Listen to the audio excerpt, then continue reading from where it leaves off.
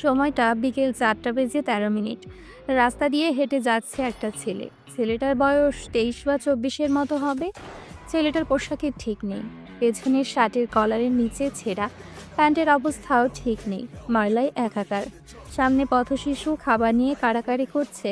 তা দেখে ছেলেটা তাদের কাছে যায়, গিয়ে বলে, এই কি হয়েছে? এভাবে খাবার নিয়ে ঝগড়া করছিস কেন তোরা? ভাই দেখো না, আমি কত কষ্ট করে খাবারের টাকা পেয়ে এই খাবারগুলা কিনেছি, কিন্তু তারা খেতে দিচ্ছে না, কেড়ে নিয়ে যাচ্ছে। দাঁড়া তোরা, কেউ কোনো কথা বলবি না। ছেলেটা পকেট থেকে 1000 টাকার একটা বান্ডেল বের করে তাদের তিনজনকে মিল করে দেয়। পথশিশুরা ছেলেটার কাছে এত টাকা দেখে অবাক। অবাক হওয়ারই কথা, গায়ের কাপড়ের কোনো বাজ নেই। ছেঁড়া প্যান্ট, ছেঁড়া শার্ট পরে থাকা ছেলের কাছে এত টাকা থেকে? যা, আর কোনো ঝগড়া করবি না। ছেলেটা হেসে বলে, ভাইয়া তুমি কে? আর তোমার গায়ের এই অবস্থা কেন? আমি নীল। আর আমার পরিচয় দিয়ে তোরা কি করবি? আমি এতিম, আমার কেউ নাই এই দুনিয়ায়। আমিও তোদের খাতার লিস্টেরই। তোরা যেমন আমিও তেমনই। ছেলেটা আবার হেসে বলে, তাহলে তোমার কাছে এত টাকা কেন? তুমি তো আমাদের মতো। আমি তোদের মতো, কিন্তু টাকাই আমার নেশা লেগে আছে। টাকা খুব ভালোবাসি। এই দুনিয়ার মানুষ টাকার পিছু ঘুরে দিন শেষ করে, আর টাকা আমার পিছে ঘুরে দিন শেষ করে, বুঝলি? পথশিশু ছেলেটার কথা কিছুই বুঝে না। বুঝবে কিভাবে? তাদের মতো হয়ে ছেলেটার কাছে এত টাকা। তাহলে তাদের কাছে কেন নেই এত টাকা? যা, যে যার কাজে যা। আর ঝগড়া করবি না খাবার নিয়ে। মিলেমিশে খাবি। জি ভাইয়া। নীল হেঁটে হেঁটে চলে যায় ছোট একটা টিনের ঘরে। গিয়ে চৌকিতে বসে পড়ে। ছোট একটা ছবি হাতে নিয়ে বসে আছে চৌকিতে। মা জানো, তোমার ছেলে এই শহরের পাওয়ারফুল গ্যাংস্টার। তার অনেক টাকা এখন। তুমি চলে গেলে আমাকে একা রেখে, জানো মা, প্রতি রাতে তোমার কথা মনে পড়ে যায় সেই ছোটবেলার কিছু স্মৃতি, মনে পড়ে যায় সেই অমানুষের কথা। তোমার কষ্টের প্রতিশোধ নিয়েছি আমি। নীল চোখের পানি মুছে পকেট থেকে ফোন বের করে কাকে যেন কল দেয়। ভাই বলো। ফারদিন, কই তুই? ভাই আমি তো গোলাপ চত্বরে আছি। চলে আয় আমার প্রিয় বাসায়, সাথে আলমকে নিয়ে আসিস। ওকে ভাই। নীল কল কেটে চৌকিতে গা এলিয়ে দেয়। তার কোনো চিন্তা টেনশন নেই, আছে শুধু টাকার গন্ধ। টাকার গন্ধ তার অল টাইম চাই। টাকা ছাড়া তার আর কিছু প্রয়োজন নেই। এমপি, মন্ত্রী, মিনিস্টার তার কাছে কিছুই না। একটু পরেই আলম ফারদিন চলে আসে। এসে দেখে তাদের ভাই চোখ বন্ধ করে শুয়ে আছে। ডাক দেয় না তারা, দাঁড়িয়ে আছে চোখ খুললে কথা বলবে। এর আগে কথা বলার সাহস তাদের নেই। 32 মিনিট ফারদিন আলম দাঁড়িয়ে থাকে। 32 মিনিট পরে নীল চোখ খুলে দেখে ফারদিন আলম দাঁড়িয়ে আছে। শোয়া থেকে উঠে বিছানায় বসে বলে, আবিরের খোঁজ পেয়েছিস? না ভাই, আমরা খোঁজ লাগিয়েছি। লাগিয়েছি না? ওকে আমার সামনে নিয়ে আসবি রাত 12টার আগে। ওকে আমার চাই চাই চাই। ভাই তুমি মাথা ঠান্ডা করো। ভাই মিনিস্টার দেখা করতে চায় তোমার সাথে। তার টেন্ডার নাকি কেউ নিতে চায় জোর করে। বলে দে এখন দেখা করার সময় নাই। ওকে ভাই। এখন যা তোরা, আর আবিরকে খুঁজে বের কর।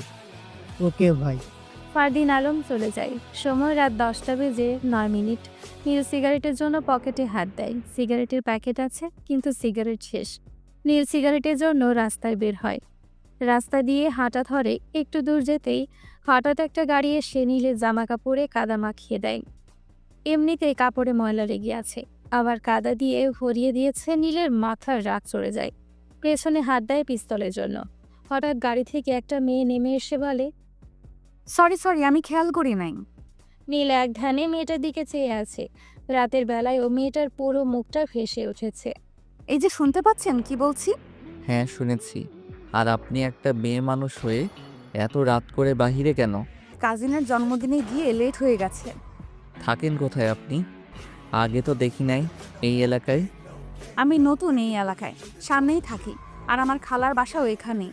ও, আমি নীলাদ্রি। আপনি? আমি নীল।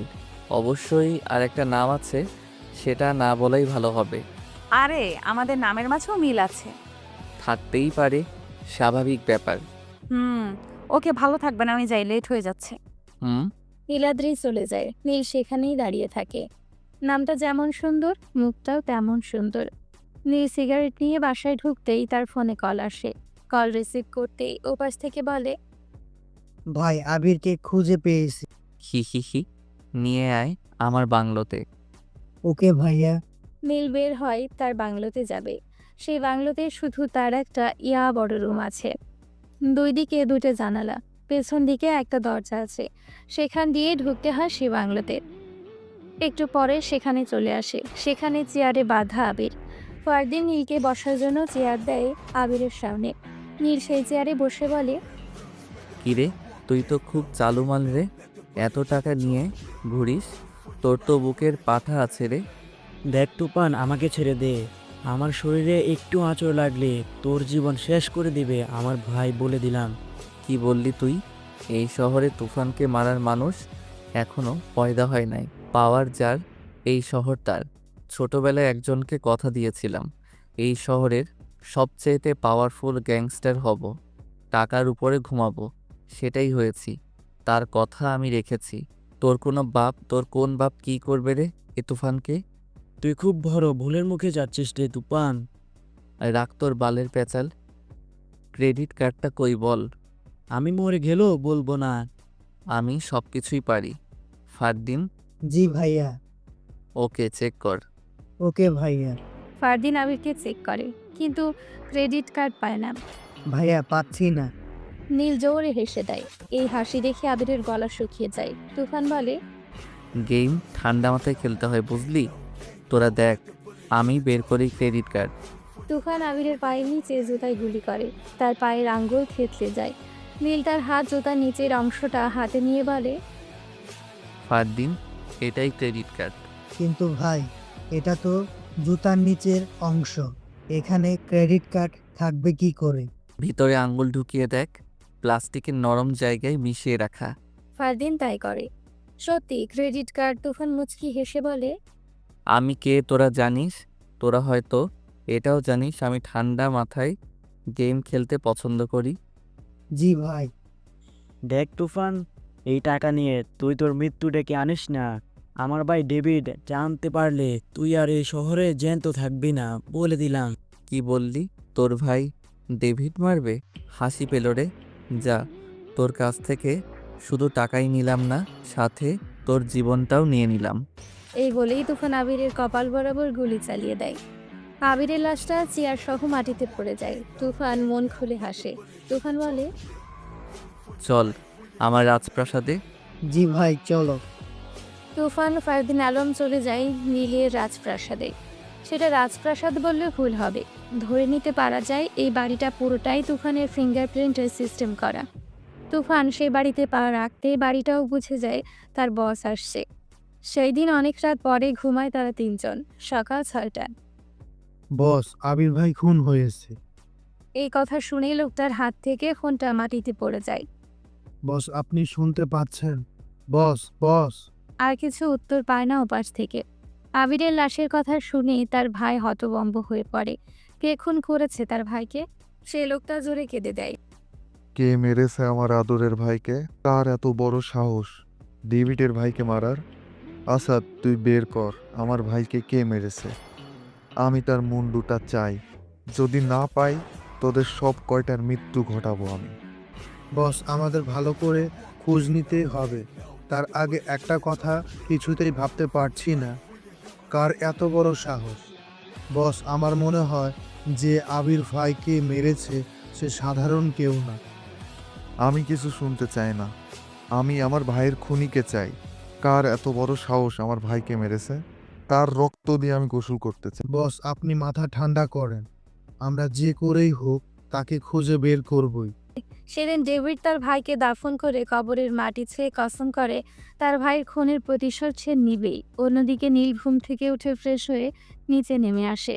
সোফায় বসে গল্প করছে ফারদিন আর আলম। নীলকে দেখে দাঁড়িয়ে যায় তারা দুজন। নীল বলে, কি রে, তোরা খেয়েছিস? না ভাইয়া, তোমাকে ছাড়া খাবো।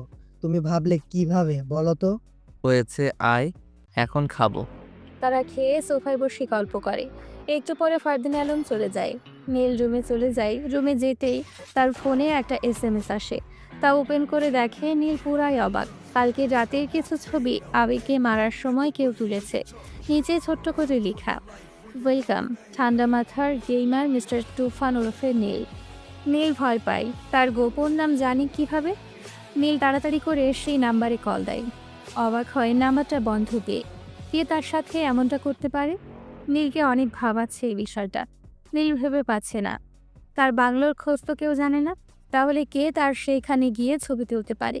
দূর, আর ভাবতেই পারছে না, যে করেই হোক বের করতে হবে সে কে হতে পারে।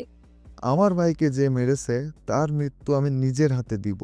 ডেভিডের সাথে কেউ শত্রুতা করলে তার মৃত্যু নিশ্চিত।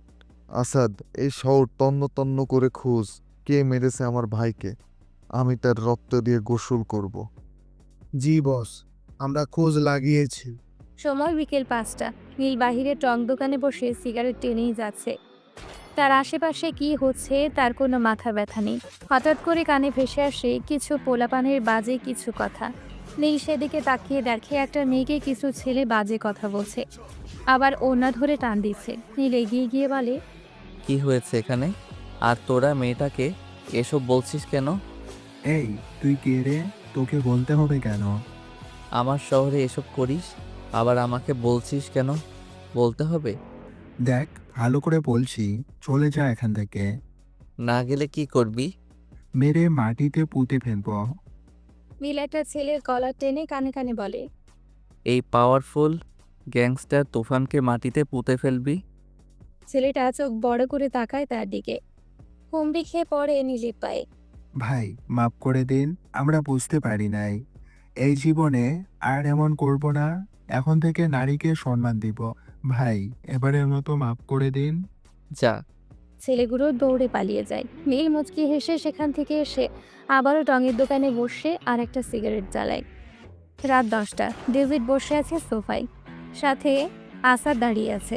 ডেভিড বলে, আমার শহরে কে আছে যে আমার ভাইকে মারতে পারে? আমি তাকে দেখতে চাই। তার কলিজাটা আমি আমার নিজের হাতে টেনে বের করব। বস, আপনি সকাল থেকে কিছুই মুখে দেন নাই। কিছু খেয়ে নিন, না হলে অসুস্থ হয়ে পড়বেন। রাখ তোর খাওয়া। আমার ভাইকে কে মেরেছে তাকে খুঁজে বের কর। আমি 24 আওয়ার্স সময় দিলাম তোদেরকে। আমার ভাইয়ের খুনিকে বের কর, না হলে তোরা আর আলো দেখবি না। সোজা উপরে পাঠিয়ে দিব সব কয়টাকে। নীল বসে আছে তার ক্লাব রুমে। পাশে কেউ নেই। বাম হাতে সিগারেট, ডান হাতে মদের বোতল। সে ভেবে পায় না সেই রাতেই কে ছবি তুলেছে। তার সাথে এত বড় ক্রিমিনালি কে করেছে সেটাই জানতে হবে। এসব ভাবতে ভাবতে হঠাৎ নীলের ফোনটা বেজে ওঠে। নাম্বার না রেখেই কল রিসিভ করতেই ওপাশ থেকে অচেনা মেয়ে কণ্ঠ বলে, কি মিস্টার তুফান ওরফে নীল, খুব চিন্তা হচ্ছে নাকি? এত ভেবে কি হবে? কে তুই? কেন এমন করছিস? কথা শুনে মনে হচ্ছে আমার বিষয়ে সবই জানিস। এটাও জানিস যে এই পাওয়ারফুল গ্যাংস্টার তুফান কি করতে পারে। সবটাই জানি মিস্টার তুফান। এইটাও জানি নিজের বাবাকে নিজেই গলা টিপে মেরেছ। সবটাই জানিস বুঝলাম, কিন্তু তুই কে? আমার সাথে তোর কিসের শত্রুতা? পিছু কেন নিয়েছিস আমার? পারলে সামনে এসে কথা বল, দেখি কত বড় গেইমার হয়েছিস তুই। সেটা রহস্য থেকে যাক না। এত তাড়া কিসের মিস্টার তুফান? নীল মুচকি হেসে বলে। ওকে। অচেনা মেয়েটা কল কেটে দেয়। নীল ভাবতেই পারতেছে না এই মেয়েটা কেই হতে পারে। মিলি হবে? না না, সে হবে কিভাবে? তাকে তো আমি নিজের হাতেই মেরেছি। মরা মানুষ এসব করবে কিভাবে? ওফ, আর ভাবতে পারতেছি না। যা করতে হবে ঠান্ডা মাথায় করতে হবে। সে আমার সাথে গেম খেলে যাচ্ছে। হা হা হা। হ্যাঁ ভাই, বলেন। তোকে একটা নাম্বার পাঠিয়ে দিচ্ছি, চেক করে দেখ নাম্বারটা কই আছে। ওকে ভাই, পাঠিয়ে দিন। আমি রাত 11টায় জানিয়ে দেব আপনাকে। নীল ফোন কেটে দেয়। মুচকি হেসে ঘুমের রাজ্যে পা বাড়ায় নীল। যার বাবা নাই সে বুঝে বাবার জায়গাটা কতটা দামি একটা জায়গা।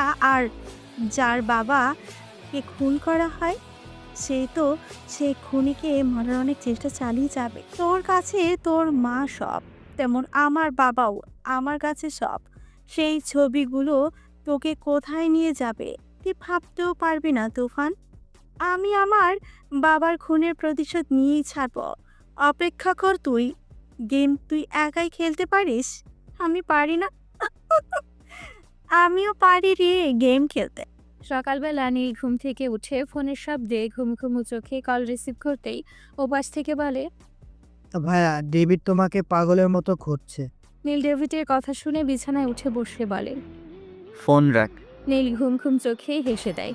যাক, সকালটা হাসি দিয়ে শুরু করা যাক। নীল আবারও হেসে ওঠে। নীল ফ্রেশ হয়ে দেয়াল ঘড়ির দিকে চেয়ে দেখে সময় 11টা বেজে 4 মিনিট। ফ্রেশ হয়ে খাবারের টেবিলে গিয়ে দেখে খাবার রেডি। নীল খেয়ে আবারও রুমে যেতেই আবারও তার ফোনটা বেজে ওঠে। এবার নাম্বার দেখে হালকা মুচকি হেসে রিসিভ করে। তুফান, তুমি একটু বেশি করে ফেলেছো। ডেভিডের ভাইকে মেরেছো। ডেভিড কিন্তু সাধারণ মানুষ না। এই তুফানের সাথে পাঙ্গা দিবে এমন মানুষ জন্ম হয় নাই এই পৃথিবীতে। মিনিস্টার, তুই হয়তো জানিস এই তুফান কি করতে পারে। জানি আমি, কিন্তু আন্ডারওয়ার্ল্ড থেকে চাপ আসছে আমার ওপরে। তুমি বলে দিলে তারা চুপ হয়ে যাবে। ওকে, তুই ফোন রাখ, আমি বলে দিচ্ছি। ওকে ভাই। মিনিস্টার কল কেটে দেয়। নীল কল দেয় আন্ডারওয়ার্ল্ডের শাওনের কাছে। আসসালামু আলাইকুম ভাই। ওয়ালাইকুম আসসালাম। ভাই, এটা কেন করতে গেলেন? ডেভিড পাগলের মতো খুঁজছে আপনাকে। আমাদের কাছে তার ভাইকে মারার সময় কিছু ছবি পাঠিয়েছে। ডেভিডকে কোনো রকমেই থামানো যাচ্ছে না। তার খেল খতম করে দেই। সে বেশি পক পক করলে আমার মাথা গরম হয়ে যাবে, বলে দিলাম। বুঝেছি ভাই, কিন্তু ডেভিডকে কিছু করা যাবে না। আচ্ছা ভাই, এটা বলেন তো, ডেভিডের কাছে ওই ছবিগুলো কে পাঠিয়েছে? আমি জানি না, আর আমি ডেভিডকে দেখছি। তোরা চুপ করে আন্ডারওয়ার্ল্ডে বসে থাক। জি ভাই। নীল কল কেটে দেয়। ভাবনার জগতে পা বাড়ায়। সে এটা কেন করবে? ছবিগুলো ডেভিডের কাছে পাঠিয়েছে কেন? ডেভিডের সাথে তার কিসের সম্পর্ক? কিছুই ভেবে পাচ্ছি না। সে কি করতে চাচ্ছে? শালি, তোকে পেলে সোজা উপরে পাঠিয়ে দিব। বিকেল 5টায়। তুফান, তুই আমার ভাইকে মেরেছিস। তুই বাঁচতে পারবি না। তোর কলিজাটা আমি বের করে কুকুরকে খাইয়ে দিব। আসাদ, জি বস। আশরাফুলকে বাংলাদেশে আসতে বল। আমি তুফানের লাশ দেখতে চাই। জি বস। নীল তার বাইকে বসে আছে। সিগারেট টেনেই যাচ্ছে একটার পর একটা। ভাইয়া কি হয়েছে তোমাকে? চিন্তিত মনে হচ্ছে। ডেভিড বেশি বাড়াবাড়ি করলে তাকে একেবারে শেষ করে দেব। না, এত তারা কিসের? আগে খেলতে দে 1+2 গেমটা, বুঝলাম না ভাই। পরে সব বুঝতে পারবি। হঠাৎ নীলের ফোন বেজে ওঠে। নাম্বার দেখে নীল তাড়াতাড়ি করে রিসিভ করে। ওয়েলকাম মিস্টার তুফান। চিন্তিত নাকি? ডেভিড চিন্তা দিয়েছে নাকি? তুই কে বলতো? কেন এমন করছিস আমার সাথে? নিজের জীবনটার কথা ভাবতে পারিস না? কেন ওই ছবিগুলো ডেভিডের কাছে পাঠিয়েছিস? আমার জীবনের কথা ভেবে কি করব? তুই তোর জীবনের কথা ভাব। দেখ কি করি। গেম স্টার্ট হয়েছে মাত্র। খেলা জমবে রে। আর ছবির কথা বলিস, এটা রহস্যের খাতায় লিখে রাখ। নীল মুচকি হেসে বলে, ওকে, লিখে রাখলাম। আর কি বললি তুই খেলবি আমার সাথে গেম? হাসি পেল রে। তুই লিস্ট হয়ে গেলি রে। এই দুনিয়ার যেই কোনো জায়গায় থাকলে তোকে খুঁজে বের করব আমি। চেষ্টা চালিয়ে যা। Good bye. মেয়েটা কল কেটে দেয়। নীলের বাড়ি একটু চিন্তায় পড়ে যায়। মেয়েটা কি করতে চাচ্ছে? সবচেয়ে বড় কথা, তার সাথে তার কিসের শত্রুতা সেটাই খুঁজে পাচ্ছে না। ভাই কি হয়েছে? কে কল দিয়েছে? তোরা বাসায় চলে যা, আমি ক্লাবে যাব। আর সময় হলে সব জানতে পারবি। ওকে ভাইয়া। ফারদিন আর আলম চলে যায়। নীল বাইকে উঠে চলে যেতে চাইলে কেউ তাকে পেছন থেকে ডাক দেয়। নীল পেছনে তাকাতেই দেখে সেই রাতের মেয়েটা, নীলাদ্রি। নীল বাইক থেকে আবারও পা নামিয়ে বসে। মেয়েটা কাছে এসে বলে, কেমন আছেন? ভালো। আপনি? ভালো, কিন্তু আপনাকে দেখে মনে হচ্ছে চিন্তিত। না, আপনি এই সময়ে? না, বাসা থেকে বের হই না। আজকে ভাবলাম একটু ঘুরে আসি, তাই আসা আর কি। আপনার সাথে দেখা হয়ে ভালোই হলো। চলেন, কোথায় যাব? আসেন আমার সাথে। নীল নীলাদ্রির সাথে যায়। একটু যেতেই দেখে ফুচকার দোকান। নীল বুঝতে পারে নীলাদ্রি ফুচকা খাওয়ার জন্যই নিয়ে এসেছে। নীলাদ্রি বলে, আজকে ফুচকা খাবো। আপনি খান, আমি এসব খাই না। আপনি না খেলে আমিও খাবো না। নীল ভাবে এমন ভাব দেখাচ্ছে মনে হয় আমি তার প্রেমিক। কি হলো, কি ভাবেন? কিছু না। মামা 2 প্লেট ফুচকা দেন তো। একটু পরে 2 প্লেট ফুচকা দেয়। নীল মুখে না দিয়ে নীলাদ্রির দিকে তাকিয়ে আছে। কে সুন্দর করে ফুচকা মুখে দিচ্ছে। সত্যি মেয়েরা ফুচকা খাওয়ার সময় খুব সুন্দর লাগে। যে তার প্রিয় মানুষকে নিয়ে ফুচকা খায় সে জানে তার প্রিয় মানুষকে কত সুন্দর লাগে ফুচকা খাওয়ার সময়। এই খাচ্ছে না দেখে নীলাদ্রি বলে, কি হলো, খাচ্ছেন না কেন? কই খাচ্ছি তো। আমার জীবনে ভালোবাসা নামকটা নাই। কোনো গ্যাংস্টারের জীবনে ভালোবাসা থাকে না, তারা মৃত্যুর মুখে থাকে। কখন কোন দিক দিয়ে গুলি এসে বুকে লেগে মরা লাশটা মাটিতে পড়ে থাকবে বলা যায় না। তাই ভালোবাসা নামক জিনিসটা গ্যাংস্টারের জীবনে থাকে না। আমি আর খেতে পারবো না। মাত্র এইটুকু খেয়েই আর খাবেন না? ওকে দাঁড়ান, বিলটা দিয়ে আসি। না, আমি বিল দিয়ে দিছি, আপনার দিতে হবে না। চলেন আপনাকে বাসায় নামিয়ে দিয়ে আসি। নীল নীলাদ্রিকে নিয়ে বাইকে ওঠে। নীলাদ্রিকে বাসায় নামিয়ে দিয়ে চলে আসে ক্লাবে। রাত 10:12। নীল বসে আছে ক্লাবে, সিগারেট হাতে। চারপাশটা নাচে গানে ভরে উঠেছে। নীল উঠে বাহিরে সে বাইকে ওঠে। বাইক চলতে থাকে বাসার উদ্দেশ্যে। একটু যেতেই সামনে কিছু ছেলে পেলে রাস্তা ব্লক করে তার বাইক আটকায়। নীল বাইক থেকে নেমে বলে, কি হয়েছে ভাই, রাস্তার ব্লক করে দাঁড়িয়ে আছেন কেন? তোর জানটা নেওয়ার জন্যই দাঁড়িয়ে আছি রে। নীল মুচকি হাসে। এই হাসির কারণটা হয়তো তাদের জীবনটা কেড়ে নেওয়ার কারণ। তাই নাকি? এই কয়জনে আমার জীবন নিবি? হা হা হা, আমরা আছি 11 জন আর তুই একা পুচকে একা ছেলে, তুই তোকে মারতে আমি একাই যথেষ্ট রে। নীলে বা জোরে হেসে দেয়। তারা নীলের হাসি দেখে একটু ভয় পায়। তাহলে আয়, দেরি করছিস কেন? প্রথম ছেলেটা হকি স্টিক নিয়ে নীলের সামনে যেয়ে বাড়ি দিতে যাবে। এই মুহূর্তে নীল ঘুরিয়ে তার বুকে একটা লাথি মারে। ছেলেটা ছিটকে পড়ে যায়। সাথে থাকা ছেলেগুলো 4 কদম পিছিয়ে যায়। প্রথম ছেলেটা মাটি থেকে উঠে বলে, এই তোরা দাঁড়িয়ে কি দেখছিস, শালাকে মেরে মাটিতে পুঁতে ফেল। সবগুলো ছেড়ে যায় নীলকে মারার জন্য। নীল পিছন থেকে 9mm ক্যালিবারের 2টা পিস্তল 2 হাতে নিয়ে ডিরেক্ট সব কয়টায় কপাল বরাবর শুট করে দেয়। সব কয়টা লাশ পড়ে যায়। বেঁচে আছে শুধু প্রথম ছেলেটা। নীল বলে, কিরে আয়, মারবি না আমাকে? ছেলেটা নীলের পায়ে পড়ে যায়।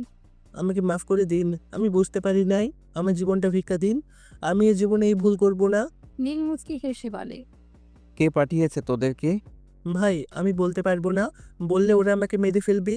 আর এখন আমাকে না বললে আমি তোকে মেরে ফেলবো। ভাই মাফ করে দিন, আর এমনটা করব না।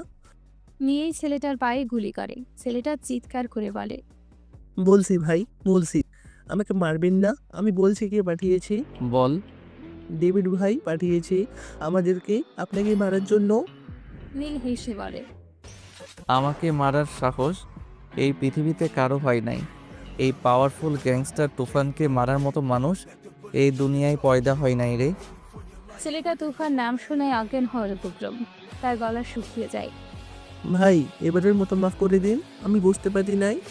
এই তুফানকে যে মারার চেষ্টা করে তাকে আমি বাঁচিয়ে রাখি না। ওপারে ভালো থাকিস। এটা বলে নীল তার কপাল বরাবর গুলি করে। ছেলেটা নিথর দেহটা মাটিতে লুটিয়ে পড়ে। নীল মুচকি হেসে বাইকে বসে। ফুল স্পিডে বাইক চালিয়ে তার বড় বাসায় চলে আসে। ফ্রেশ হয়ে বিছানায় বসতেই নীলের ফোনটা বেজে ওঠে। রিসিভ করতেই ওপাশ থেকে বলে, ভাই আপনি যে নাম্বারটা দিয়েছিলেন সেই নাম্বারটা এখনো সিম কোম্পানি তৈরি করে নাই। এই নাম্বারটার কোনো কুল ঠিকানা পাইনি। এটা কিভাবে সম্ভব? তাহলে এই নাম্বার থেকে কল আসে কিভাবে?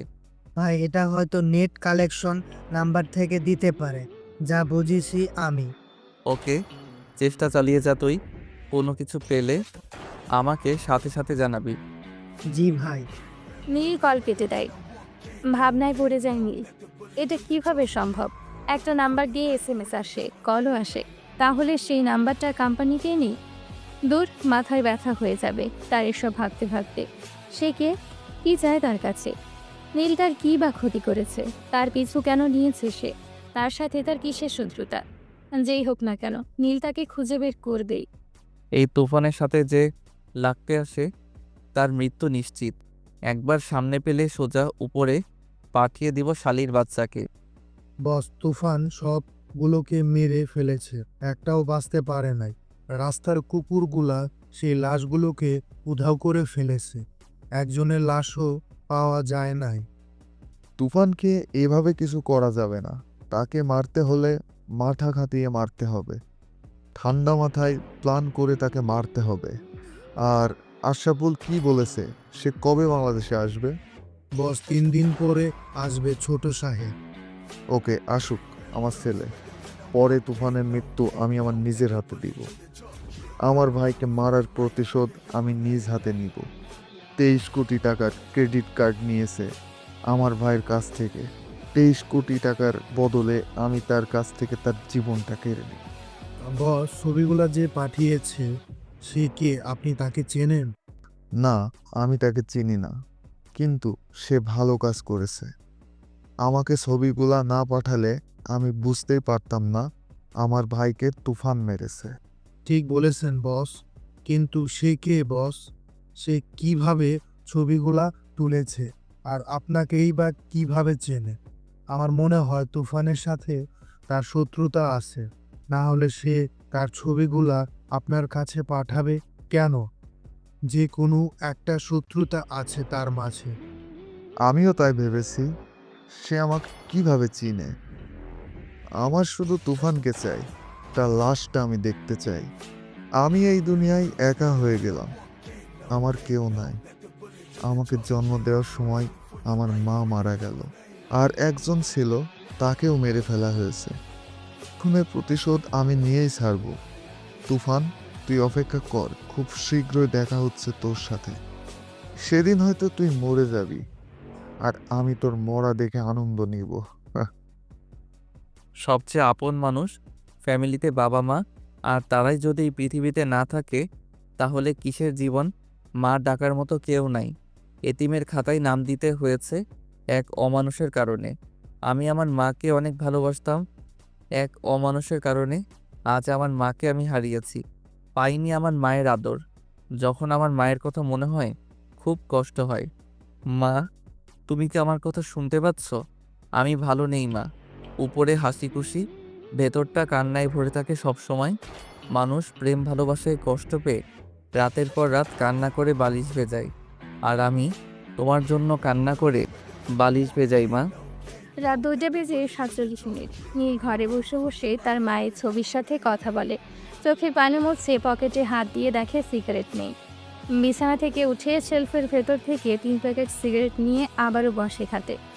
সিগারেট জ্বালাতে যাবে এমন সময় নীলের ফোনটা বেজে ওঠে। নীল নাম্বারটা দেখে মুচকি হাসি দেয়। রিসিভ করতে ওপাশ থেকে বলে, খুব বড় গেমার হয়ে গেছিস তুই, তাই না? আমার ভাইকে মেরে তুই খুব বড় একটা ভুল করেছিস। এর ফল খুব ভয়াবহ হবে রে। তুই কি মনে করেছিস আমি কিছুই বলবো না? তুই ভালো করে জানিস এই ডেভিড কি করতে পারে। আজাইরা পেঁচাল পাড়ার জন্য কল দিয়েছিস নাকি? পাওয়ারফুল গ্যাংস্টার তুফান কি করতে পারে তুই ভালো করে জানিস। ডিব্বার বাচ্চা, আমার সাথে লাগতে আসিস না। আগুনে পা রাখতে যাইস না, পা সহ শরীরটা পুড়ে ছাই হয়ে যাবি। নীল রেগে কল কেটে দেয়। সকাল 11টা। আমার কি হয়েছে? আমি সারা দিন ওই ছেলেটার কথা ভাবি কেন?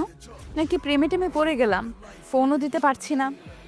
নাম্বার তো নিয়েছি, বলেছি কল দিব পরে, আর দেই নাই, ভয় লাগে যদি কিছু বলে। নীলাদ্রি এসব কথা নিজে নিজেই বলে, আবারও হাত দিয়ে মুখ ঢেকে রাখে। কথায় আছে না, লজ্জা নারীর ভূষণ। নিজে নিজে বলছে, আবার নিজে নিজেই লজ্জা পাচ্ছে। হয়তো নীলাদ্রির মনে নীলকে নিয়ে ভাবনা হচ্ছে। নীল বসে আছে সোফায়, সাথে ফারদিন আলম দাঁড়িয়ে আছে। নীল বলে, এতিমখানায় খাবার দিয়েছিস? হ্যাঁ ভাইয়া, দিয়েছি। নতুন কাপড় দিয়েছিস? ভাই, দেওয়া হয় নাই, আজকে বিকেলে দেব। আর তোমাকেও সাথে যেতে হবে। ওকে, যাব। বিকেল 5টা। নীল ফারদিন আলম এতিমখানায় যায়। বাচ্চাদেরকে নতুন কাপড় দিয়ে চলে আসার সময় নীলাদ্রির সাথে দেখা। নীলাদ্রি বলে, কেমন আছেন? জি ভালো, আপনি? ভালো। এখানে কেন? এতিমখানায় বাচ্চাদেরকে নতুন কাপড় দিয়েছি। এটা আমারই এতিমখানা। মা মারা যাওয়ার পরে এই এতিমখানাটা দিয়েছি। অনেক ভালো। এরা দুজন কে? আমার ভাই। এই তোরা চলে যায়, আমি পরে আসছি। ওকে ভাইয়া। ফারদিন আলম চলে যায়। নীল ফারদিন আলমকে নিজের ভাইয়ের মতোই দেখে, কোনো কিছুর কষ্ট হতে দেয় না। নীলাদ্রি বলে, চলেন সামনে যাই। চলেন, আমাদের মাঝে ভালো একটা বন্ধুত্বের সম্পর্ক হয়েছে, তাই না? হ্যাঁ, আচ্ছা এর থেকে বেশি কিছু হওয়া যায় না আমাদের মাঝে? বুঝলাম না, কিছু বললেন? না, কিছু বলি নাই। সেদিন তারা অনেক ঘোরাঘুরি করে। নীলার দিকে বাসায় দিয়ে নীল রাস্তা দিয়ে হাঁটতে থাকে। সময় তখন রাত ৯টা। নীলের হাতে সিগারেট, একটু পর সিগারেটে টান দিচ্ছে। ল্যাম্পপোস্টের আলোতে পুরো রাস্তাটা আলোকিত হয়ে আছে। নিরিবিলি রাস্তায় এই শহরটা অন্যরকম। সন্ধ্যের পরেই যে যার ঘরে বসে থাকে, ভুলেও বাহিরে বের হয় না। আছে ছিনতাইকারী, আছে চোর, আছে ডাকাত, আছে সন্ত্রাসী। এই শহরটা ভয় পরিণত হয়েছে। যার পাওয়ার বেশি সে এ শহরের রাজা। নিচু হয়ে হাঁটলে মানুষ ঘাড়ে চাপ দিয়ে আরও নিচু করে দেয়। যত মাথা উঁচু করে চলা যায় ততই ভালো। মানুষকে তেল মারলে তার লেভেল উপরে উঠবে। নীল এসব কথা ভাবতে ভাবতে চলে আসে চত্বরের পাশে। চত্বরের পাশে আসতেই 4জন ছেলে তাকে আটকায়। সাথে কি আছে বের কর, না হলে মেরে ফেলবো। নীল দেখে সবগুলো ছেলের হাতে চাকু, যাকে বলা হয় বড় খুর। নীল মুচকি হাসে। ছেলেগুলো নীলের মুচকি হাসি দেখে অবাক হয়। প্রথম ছেলেটা বলে, কি রে তুই হাসছিস কেন? এই প্রথম দেখলাম কাউকে মেরে ফেলার কথা বললে হাসে। তোকে দেখে বোঝাই যায় না তুই সাধারণ মানুষ। নীল এবার জোরে হেসে দেয়। এই হাসি দেখে ছেলেগুলো ভয় পায়, তবুও তারা ছাড়া কাটল না। দেখ হাসবি না, সাথে কি আছে দিয়ে যা, তোকে কিছু করবো না। আমাকে কিছু করার আগে তোদের জীবনের কথাটা একটাবার চিন্তা করিস। আমার শহরে ছিনতাই করিস, একটাবার ভাবলি না এটা কার শহর? এই শহরে রাজত্ব করে কে? এই তুই কে রে? বেশ বড় বড় কথা বলছিস। এতক্ষণ কিছুই বলি নাই, ভালো করে বলি সাথে কি আছে দিয়ে চলে যা। নীল পেছনে হাতিয়ে কোমরের দুই সাইড থেকে 2টা পিস্তল বের করে বলে, নে ভাই, আমার কাছে এই 2টা জিনিস আছে, নিয়ে যা। ছেলেগুলো বড় করে ঢুকিয়ে দেয়। চোখ বড় করে তাকায় নীলের দিকে। নীল বলে, কিরে, নে, নিয়ে চলে যা। তবু আমাকে মারিস না ভাই, নে নিয়ে চলে যা। ছেলেগুলো নীলের পায়ে পড়ে যায়।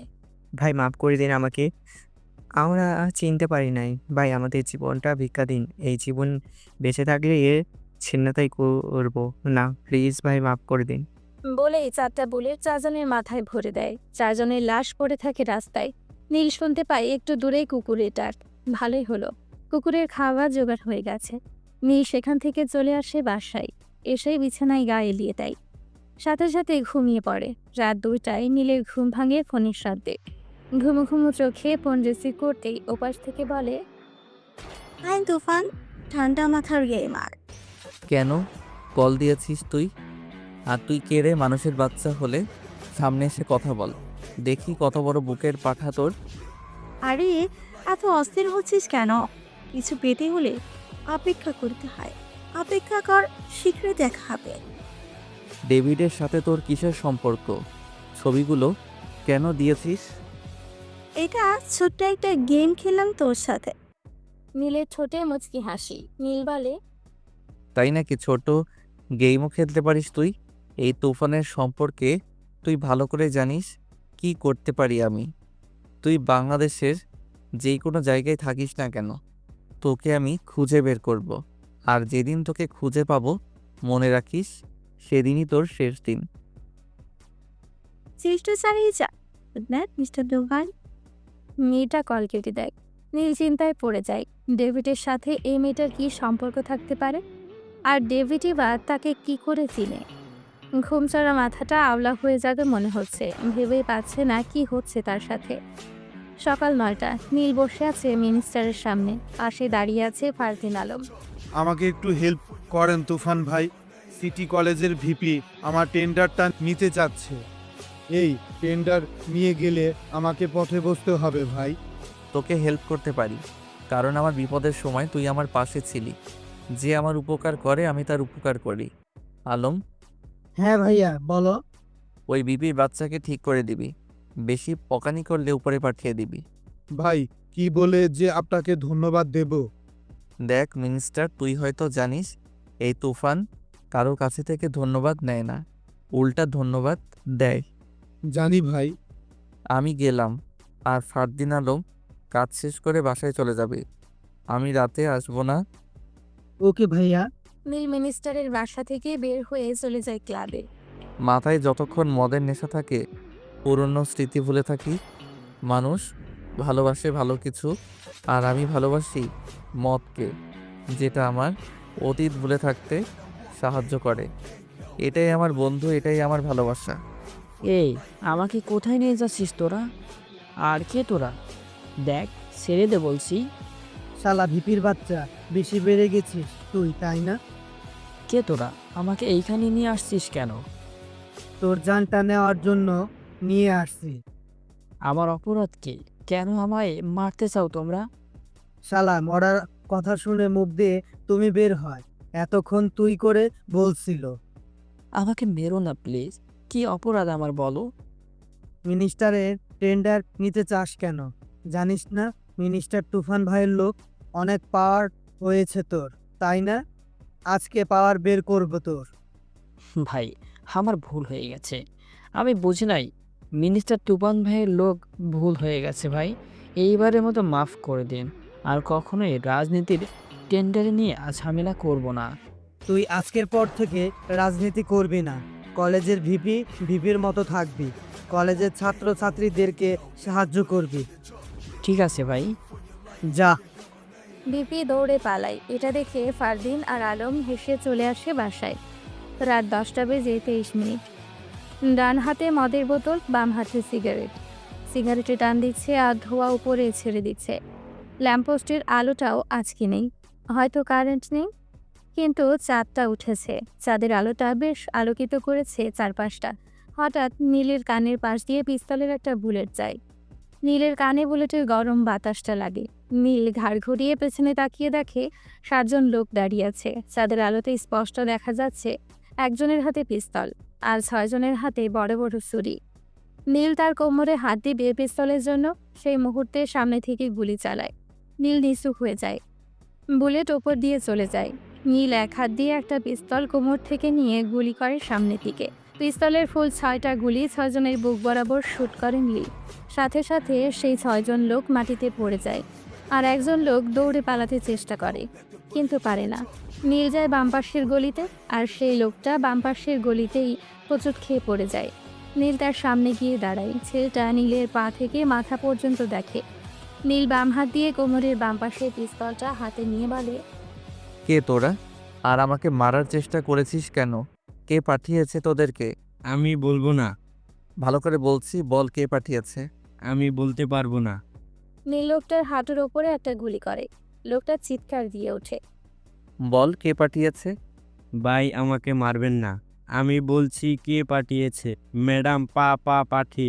হঠাৎ একটা গুলি এসে লোকটার মাথার পেছনে লাগে। নীল সামনে তাকিয়ে দেখে একটা বাইক ফুল স্পিডে চলে যাচ্ছে। নীল চাইলেও কিছু করতে পারবে না। কে হতে পারে? আর আমি রাস্তা দিয়ে যাচ্ছি, সেই বা কি করে জানে? আর এত দূর থেকে গুলিটা কপাল এসে লাগলো, এটা প্রশিক্ষণ ছাড়া তো সম্ভব না। তাহলে কি সে প্রশিক্ষণ প্রাপ্ত কেউ? আর আমাকেই বা কেন মারতে চায়? আমার সাথে কি হচ্ছে এসব? কিছুই বুঝতেছি না। সাবধান হতে হবে আমাকে। আর কে আমার সাথে এমনটা করতে পারে, এটা বের করতেই হবে। নীল সেখান থেকে তার ছোট বাসায় চলে আসে। এসে চকিতে বসতেই নীলের ফোন বেজে ওঠে। নাম্বার দেখে রিসিভ করতেই ওপাশ থেকে বলে, এবারে যাত্রায় বেঁচে গেলি। ভালো করে শুনে রাখ, সামনের যাত্রায় আর বেঁচে থাকবি না। ও, তোর কাজ এটা? তুই মেয়ে হয়ে এটা কেন করছিস? আমার সাথে তোর কিসের শত্রুতা? দেখ, ভালো করে বলি, আমার সাথে লাগতে আসিস না। তোকে যদি পাই, জ্যান্ত পুঁতে ফেলবো। আরে, তুই আমার কিছুই করতে পারবি না। একটা কথা মনে রাখিস, তুই চলিস ডালে ডালে, আমি চলি পাতায় পাতায়। আমার কাছ থেকে আমার সবচেয়ে প্রিয় জিনিসটা কেড়ে নিয়েছিস। তোকে আমি ছাড়বো না তুফান, অপেক্ষা কর। তোর মৃত্যুটা খুব শীঘ্রই হবে। নীল মুচকি হেসে বলে। ওকে, অপেক্ষায় আছি। মেয়েটা ফোন কেটে দেয়। তার প্রিয় মানুষকে আমি কেড়ে নিয়েছি মানে কি বললো মেয়েটা? উফ, মাথাটা ব্যথা হয়ে যাচ্ছে। কিছুই বুঝতে পারতেছি না। বুঝেছি, ঠান্ডা মাথায় গেম শুরু করতে হবে। সে আমার সাথে গেম খেলে যাচ্ছে।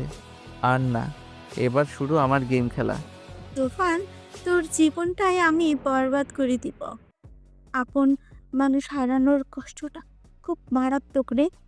আমার কাছ থেকে আমার বাবাকে কিনে নিয়েছিস, তার শাস্তি তোকে পেতেই হবে। আর সেই শাস্তিটা হবে তোর মৃত্যু। সেই দিনটা আর বেশি দিন নাই। সকাল 9:29 নীল ঘুমিয়ে আছে তার ছোট্ট ঘরে। বাহিরে অনেক চিল্লাচিল্লির জন্য নীল ঘুমাতে পারতেছে না। নীল ঘুম থেকে উঠে দরজা খুলে বাহিরে তাকায়, দেখে প্রথম দিনের সেই 3জন পথশিশু আজও খাবার নিয়ে ঝগড়া করছে। এই তোরা আমার খাবার নিচ্ছিস কেন? দেখ আমি সারাদিন খুব কষ্ট করে টাকা পেয়ে খাবারগুলো কিনেছি, তোরা নিয়ে গেলে আমি খাবো কি? তোর খেতে হবে না, তুই সারাদিন আমাদের থেকে বেশি টাকা পাস। এই খাবারগুলো আমাদের দুজনকে দে, আমরা আজকে টাকা কম পাইছি। আমরা মিলেমিশে খাই, জোর করে নিচ্ছিস কেন? নীল এসব দেখে বাহিরে এসে তাদেরকে বলে, কি রে, তোদেরকে বলেছিলাম খাবার নিয়ে ঝগড়া করবি না, মিলেমিশে খাবি, তাও আবার ঝগড়া করছিস কেন? ভাইয়া তুমি ওই দিন বলেছো মিলেমিশে খেতে, কিন্তু তারা মিলেমিশে খেতে চায় না। দেখো আমার থেকে খাবারগুলো জোর করে নিয়ে যাচ্ছে, প্রতিদিন এমন করে আমার সাথে। আয় আমার সাথে। কোথায় যাবে ভাইয়া? চল, গেলেই বুঝতে পারবি। নীল তাদেরকে নিয়ে ছোট ঘরে যায়। সেখানে গিয়ে নীল কাপড় গায়ে দিয়ে বের হয় হোটেলে যাবে তাদেরকে নিয়ে। সামনেই হোটেলে গিয়ে তাদেরকে পেট ভরে খাওয়ায়। তারা খেয়ে বলে, ভাইয়া তুমি খাবে না? হ্যাঁ, আমি পরে খাবো। ভাইয়া তুমি কি ওই ছোট ঘরেই থাকো? মাঝে মাঝে থাকি। ভাইয়া সেদিন দেখলাম তোমার গায়ের কাপড়ে অনেক ময়লা, আজকে তো দেখি খুব দামি কাপড় পরেছো। এটা তোরা বুঝবি না। আর শোন, যা, আবার দেখা হলে তোদেরকে খাওয়াবো। এখন যা, কেউ কারোর সাথে ঝগড়া করবি না বলে দিলাম। আচ্ছা ভাইয়া। নীল হোটেল থেকে বের হয়ে রাস্তায় আসতে সামনে নীলাদ্রি। নীলাদ্রি নীলকে দেখে খুশি হয়, সামনে গিয়ে বলে, এখানে কেন? না, ওই যে ওদেরকে খাইয়েছি, প্রতিদিন খাবার নিয়ে ঝগড়া করে, তাই আজকে খাইয়েছি পেট ভরে। অনেক ভালো করেছেন। আপনি এই সময়ে এখানে কেন? পার্লারে গিয়েছিলাম, হঠাৎ দেখা হয়ে গেল আপনার সাথে। ভালোই হলো। চলেন, আজকে আমি আপনাকে ফুচকা খাওয়াবো। নীলাদ্রি খুশি হয়ে বলে। চলেন। এভাবে নীল নীলাদ্রির সাথে চলতে চলতে নীলাদ্রির ওপর দুর্বল হয়ে পড়ে। নীলাদ্রি ও নীলের ওপর আগে থেকে দুর্বল। এখন তারা দুজন দুজনকে তুমি করে বলে। হঠাৎ একদিন নীলাদ্রি নীলকে রাত 11টায় কল দিয়ে বলে, নীল, তোমাকে আমার কিছু কথা বলার ছিল। বলো। ফোনে বলতে পারবো না। তাহলে কিভাবে বলবা? দেখা করো আমার সাথে। কোথায় বলো? কাল বিকেল 5টায় গোলাপ চত্বরের পাশে একটা কফি শপ আছে, ওইখানে দেখা করব। আচ্ছা ঠিক আছে, বাই। বাই।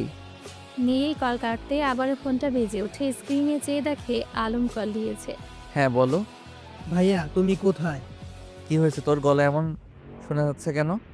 ভাইয়া ফারদিনকে গুলি করেছে, আমি হাসপাতালে যাচ্ছি, তুমি তাড়াতাড়ি চলে আসো। নীল এসব শুনে হতভম্ব হয়ে যায়। কোন হাসপাতালে নিয়ে যাচ্ছিস বল? ভাইয়া জেনারেল হাসপাতালে চলে আসো তাড়াতাড়ি। আমি এখনই আসছি। নীল তাড়াহুড়া করে হাসপাতালে চলে যায়। সেখানে গিয়ে দেখে আলম বাহিরে বসে কান্না করতেছে। নীল তার কাছে যায়। ভাই ফারদিনকে তারা গুলি করেছে, ভাই একটা কিছু করো। কে করেছে গুলি? খুলে বল। ভাই ডেভিডের ছেলে আসছে বাংলাদেশে, আমি আর ফারদিন রাস্তা দিয়ে হাঁটতে থাকি, হঠাৎ ফারদিন বলে, আলম দোকান থেকে একটা পানির বোতল নিয়ে আয়, আমি এখানে আসি। পরে আমি পানির জন্য যাই দোকানে, দোকান থেকে পানি এনে দেখি ফারদিন রাস্তায় পড়ে আছে। একটু দূরেই দেখি ডেভিডের ছেলে আশরাফুল সাথে ছেলে পেলে নিয়ে চলে যাচ্ছে, হাতে পিস্তল ঘুরিয়ে ঘুরিয়ে। আমি গিয়ে ফারদিনকে জিজ্ঞেস করি কি হয়েছে। পরে ফারদিন বলে, তোমাকে নাকি পাগলের মতো খুঁজতেছে। আশরাফুল তোমার কথা না বলাতেই ফারদিনের পেটে গুলি করে চলে যায়। তারপর আমি তাকে হাসপাতালে নিয়ে আসি। ডেভিড, তোর ছেলে আজকের পর থেকে এই পৃথিবীর আলো দেখবে না। তোর ছেলের মৃত্যুর দিন চলে আসছে। আমার ভাইকে গুলি করার কারণে তোর ছেলের জানটা আমি নিয়ে নিব। তোর ভাইকে উপরে পাঠিয়েছি, এখন তোর ছেলেকে পাঠাবো। আলম। ভাইয়া বলো। ডক্টর কি বলছে? ভাইয়া অপারেশন হচ্ছে। তুই এই রাতটা ফারদিনের সাথেই থাকবি। আমি যাই কাজটা শেষ করে আসি। ভাইয়া কুত্তার বাচ্চার যেন বাঁচতে না পারে, তার কপাল বরাবর গুলি করবা। আমার ভাইকে যে মারার চেষ্টা করে তার মৃত্যু নিশ্চিত। নীল হাসপাতাল থেকে বের হয়ে বাসায় চলে যায়। বাসায় গিয়ে কালো জ্যাকেট, কালো প্যান্ট, মাথায় কালো টুপি, কোমরে দুই পাশে দুইটা পিস্তল গুজে পেছনে তালোয়ার নিয়ে বাইক নিয়ে বের হয় ডেভিডের বাসার উদ্দেশ্যে। বাইকের স্পিড বাড়িয়ে চলে যায় ডেভিডের বাসার নিচে। ডেভিডের বাসার নিচে গার্ড দাঁড়িয়ে আছে, নীল সোজা গেটে চলে যায়। এই তুই কে? হুট করে ভিতরে যাচ্ছিস কেন? দেখবি আমি কে? নীল এই কথা বলেই পেছন থেকে তালোয়ার বের করে এক কোপে ছেলেটার গলা থেকে মাথাটা আলাদা করে ফেলে। সাথে থাকা গার্ডগুলো 5 কদম পিছিয়ে যায়।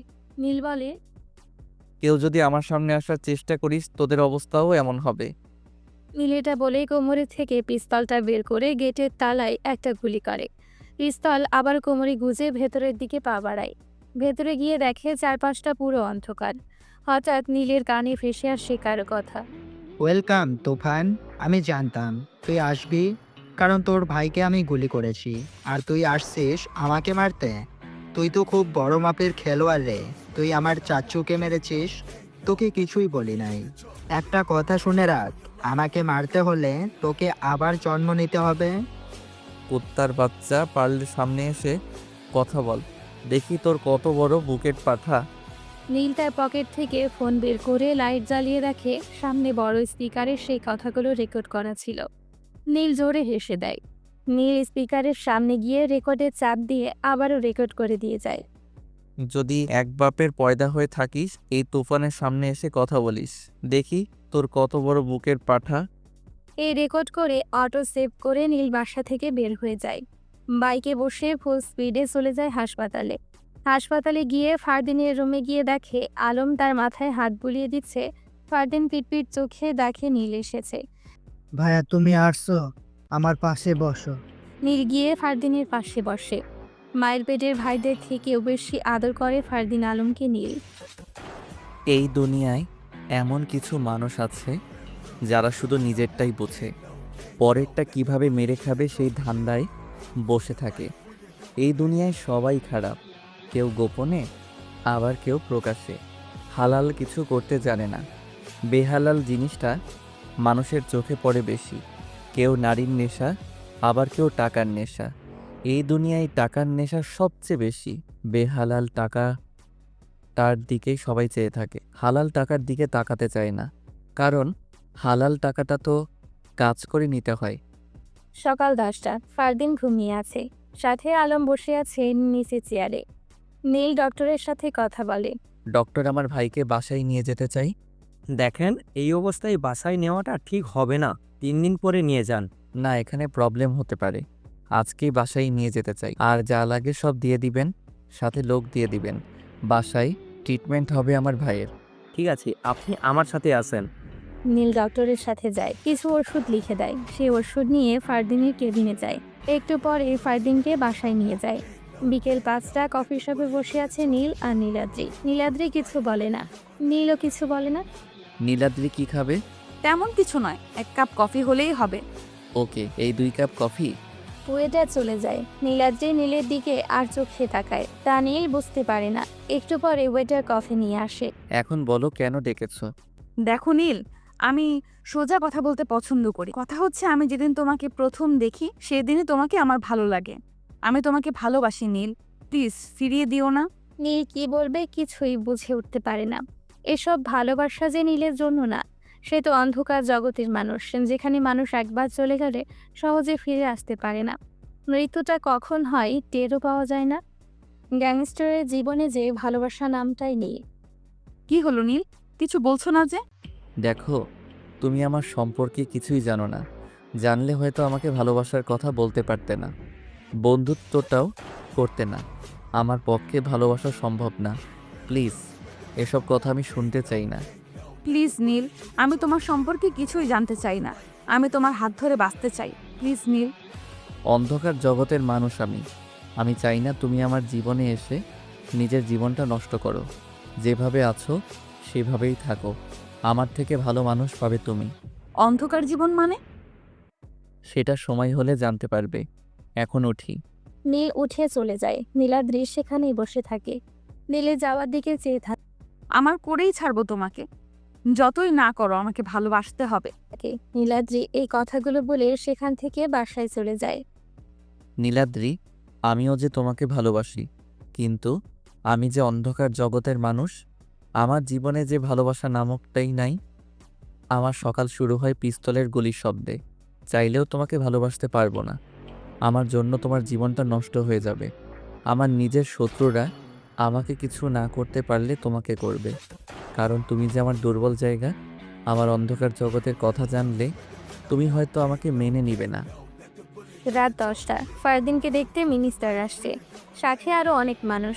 নীল বসে আছে ফারদিনের পাশে। মিনিস্টার বলে, ভাই এটা কে করেছে? কার এত বড় সাহস ভাই? ডেভিডের ছেলে আশরাফুল। সে আমার ভাইকে গুলি করেছে। তার মৃত্যু আমি খুব ভয়াবহভাবে দিব। ভাই আপনি চিন্তা করবেন না, তার খোঁজ লাগাচ্ছি আমি। দরকার নাই, আমি খুঁজে নিব তাকে। আমার শিকারকে আমি নিজেই খুঁজে বের করব। বাপ ছেলেকে একসাথেই মাটিতে পুঁতে ফেলব। ভাই আপনি শান্ত হন, যা করার ঠান্ডা মাথায় করতে হবে। কি করে শান্ত হব বল? আমার ভাইকে মারার চেষ্টা করে, এই পাওয়ারফুল গ্যাংস্টার তুফানের ভাইকে মারার চেষ্টা করে। একটাকেও বাঁচিয়ে রাখবো না, সব কয়টাকে একসাথে মাটিতে পুঁতে ফেলবো। সেদিন রাতে মিনিস্টার চলে যায় নীলের বাসা থেকে। ফারদিন আলম ঘুমিয়ে পড়ে। নীল তার রুমে পাচারি করতে থাকে। হঠাৎ নীলের ফোনে একটা মেসেজ আসে। মেসেজটা ছিল সেই অচেনা মেয়ের নাম্বার থেকে। মেসেজটা ছিল, বুঝেছিস আপন কাউকে কেউ মারার চেষ্টা করলে কতটা কষ্ট লাগে? তার থেকেও বেশি কষ্ট লেগেছে আমার, যখন আমার সবচাইতে আপন মানুষটাকে তুই মেরেছিস। আস্তে আস্তে তোর কাছ থেকে আমি সব কেড়ে নিব, পরে তোকে একেবারে শেষ করে দিব তুফান। নীল মেসেজটা পড়ে একটা চিন্তায় করে। কেটে যায় 15 দিন। এর মাঝে ফারদিন সুস্থ হয়ে যায়। নীলের দিন কাটে চিন্তা করতে করতে। একটাই চিন্তা, সেই অচেনা মানুষটাকে। বাবা, তুমি বললে তুফানকে এই দুনিয়া থেকে একবারে বিদায় করে দেই। আরে এত তাড়া কিসের? নিজেই এসে আমার খাঁচায় ধরা দিবে। বাবা, কি বললা? কিছুই বুঝলাম না। সব বুঝতে পারবি আস্তে আস্তে। ভাইয়া আশরাফুলের খোঁজ পেয়েছি। সে তার বাবার সাথে নিউ ইয়র্কে থাকে। ফারদিনকে যেদিন গুলি করে সেই দিনই চলে যায় নিউ ইয়র্কে। 6 তারিখ বিকাল 5টায় বাংলাদেশে ফিরবে।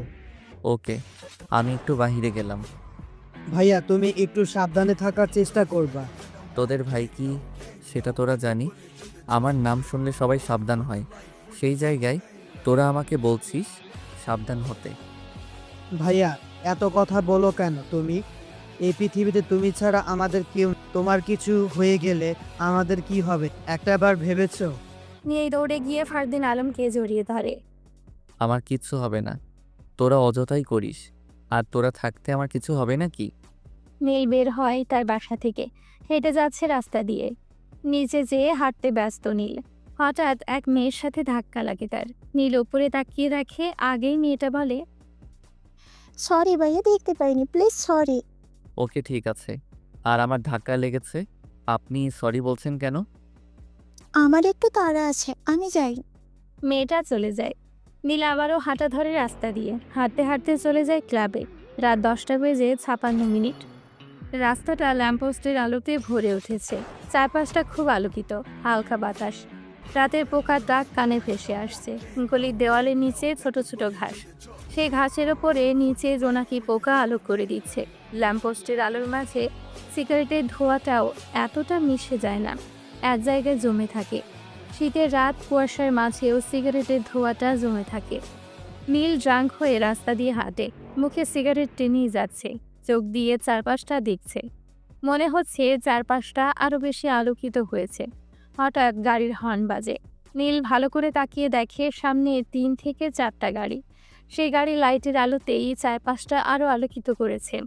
নীল জায়গায় দাঁড়িয়ে যায়। সে ড্রাঙ্ক অবস্থায়ও বুঝে তার সাথে কিছু হতে চলেছে। তাও নীলের কোনো মাথা ব্যথা নেই। কার মৃত্যু কখন হয় সেটা একমাত্র উপরওয়ালা জানে, আর কার মৃত্যু কিভাবে হয় সেটাও উপরওয়ালা জানে। ওয়েলকাম তুফান। আশরাফুল তুই? কিরে, অবাক হইলি মনে হচ্ছে? অবাক আবার আমি? তুই তো নিউ ইয়র্কে চলে গেলি, আসার কথা 6 তারিখ। 2 দিন আগেই চলে আসলি, আবার আমার সামনে দাঁড়িয়ে আছিস। বাহ, তুই তো দেখি সব খোঁজ খবর রাখিস। এটাই গেম, বুঝলি? খবরটা আমরাই দিয়েছি যে 6 তারিখে বাংলাদেশে যাব। কিন্তু রাত শেষ হওয়ার আগেই চলে আসছি। এটাই গেম। একটা কথা মনে রাখিস, বাপের উপরেও বাপ থাকে। নীল মুচকি হাসে। এই হাসিটা খুব ভয়ানক একটা হাসি। আশরাফুল নীলের হাসি দেখে বুঝে সে কিছু একটা করেছে। গেমের মাস্টারের সাথে তুই গেম খেলিস? তোর তো খুব সাহস রে। তুই কি তোর মতো 100 জন আসলেও এই তুফানের কিছুই করতে পারবি না? দেখা যাক কে কাকে কি করতে পারে। এই যা তো, তাকে বুঝিয়ে দে এই আশরাফুল কি জিনিস। দুজন ছেলে নীলের দিকে এগিয়ে যায়। নীল তখনও মুচকি হাসতে ব্যস্ত। ছেলেরা সামনে যেতেই নীল তার বাম হাতটা উপরে তুলে। সাথে সাথে দুটা গুলি এসে ছেলে দুইটার কান বরাবর লাগে। দুটা লাশ মাটিতে লুটিয়ে পড়ে। নীল জোরে হেসে ওঠে। আশরাফুল চারপাশে তাকিয়ে দেখার চেষ্টা করে, কিন্তু কাউকেই পায় না। কে গুলি করেছে সে বুঝে উঠতে পারে না।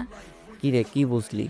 গেম লিডারের সাথে গেম খেলতে আসছিস? হা হা হা। আশরাফুলের সাথে থাকা ছেলেগুলো পিস্তল বের করে নীলকে গুলি করার জন্য, কিন্তু তা আর হলো না। পেছন থেকে গুলির ঝড় বয়ে যায়। সবগুলা মাটিতে পড়ে আছে। শুধু দাঁড়িয়ে আছে ডেভিডের ছেলে আশরাফুল। কি রে, গেম খেলবি না? আয় খেলি একটু গেম।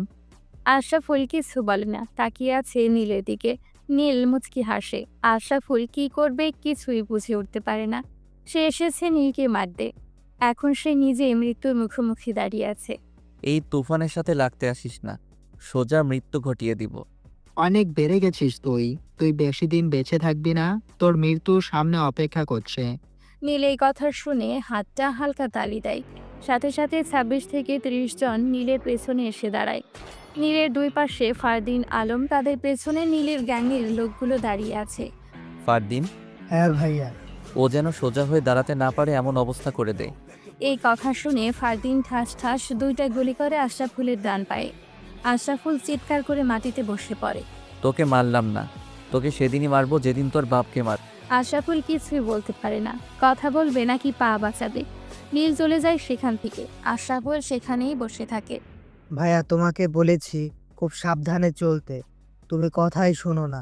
যদি ট্র্যাক না করতাম তোমার ফোনে, তাহলে কিভাবে কি করতাম একবার ভেবেছো? এই জন্যই তোদেরকে আমি অ্যালার্ট করে রাখি।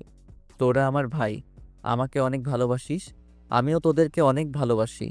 আর এই তুফানকে মারার মানুষ এই দুনিয়ায় পয়দা হয় নাই, তোরা হয়তো জানিস।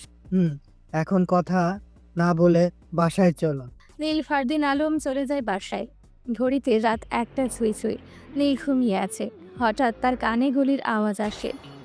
ধরফড়িয়ে ঘুম থেকে উঠে বসে। ফারদিন আলমও ঘুম থেকে উঠে নীলের রুমে টোকা দেয়। ভাইয়া তুমি ঠিক আছো? ভাইয়া দরজা খোলো। নীল এসে দরজা খুলে দেয়। ফারদিন আলম ভেতরে ঢুকে। নীল বলে, বাহিরে যাবি না কেউ? তো ভাইয়া কে গুলি করেছে? আশরাফুলের লোক হবে, দাঁড়া আমি দেখি কে।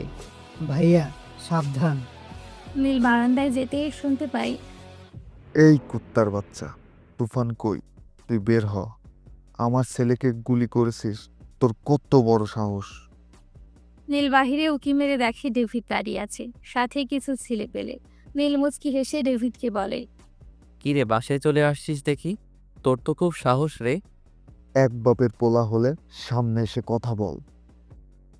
নীল বারান্দা থেকে রুমে এসে ফারদিন আলমকে বলে, আমি নিচে যাই, তোরা ছাদে চলে যা। সাথে কার 98 স্নাইপার নিয়ে যাবি। ডেভিড কিছু করার সাথে সাথে তার সাথে থাকা ছেলেগুলোকে শ্যুট করে দিবি। ওকে ভাইয়া। ফারদিন আলম ছাদে চলে যায়। নীল কোমরের দুই পাশে দুইটা 9mm ক্যালিবারের পিস্তল গুজে বাহিরে বের হয়। ডিরেক্ট ডেভিডের সামনে গিয়ে দাঁড়ায়। আমার ভাইকে মেরেছিস, তোকে কিছু বলি নাই। 23 কোটি টাকার ক্রেডিট কার্ড নিয়েছিস, তাও কিছু বলি নাই। কিন্তু আমার ছেলেকে ডান পায়ে গুলি করেছিস, এর শাস্তি তোকে পেতেই হবে। আজকে তোকে তোর বাড়ির সামনে পুঁতে ফেলবো। নীল জোরে হেসে ওঠে। হাসিটা খুব বিদঘুটে, ভয়ানক। আমাকে মারবি তোরা? এই শহরের পাওয়ারফুল গ্যাংস্টার তুফানকে মারবি তোরা? হাসি পাইল রে, অনেক হাসি পাইল। এই তোরা দাঁড়িয়ে আছিস কেন? ওকে মেরে পুঁতে ফেল জায়গায়। ছেলেগুলো এগিয়ে যায় নীলের দিকে। নীল ঠায় দাঁড়িয়ে আছে। নীলের কোনো মাথা ব্যথাই নেই। ছেলেগুলো কাছে এসে পেছন থেকে পিস্তল বের করতে যাবে, এই মুহূর্তে স্নাইপারের বুলেট এসে সবগুলোর মাথা থেতলে দেয়। নীল জোরে হেসে দেয়। ডেভিড দাঁড়িয়ে আছে। কি রে, আমাকে মারবি না? আয় আয় বেটা, ডিব্বার বাচ্চা। হঠাৎ ডেভিডের ফোন বেজে ওঠে। ডেভিড মোবাইল কানে ধরতেই বলেই ওপাশ থেকে কলটা কেটে দেয়।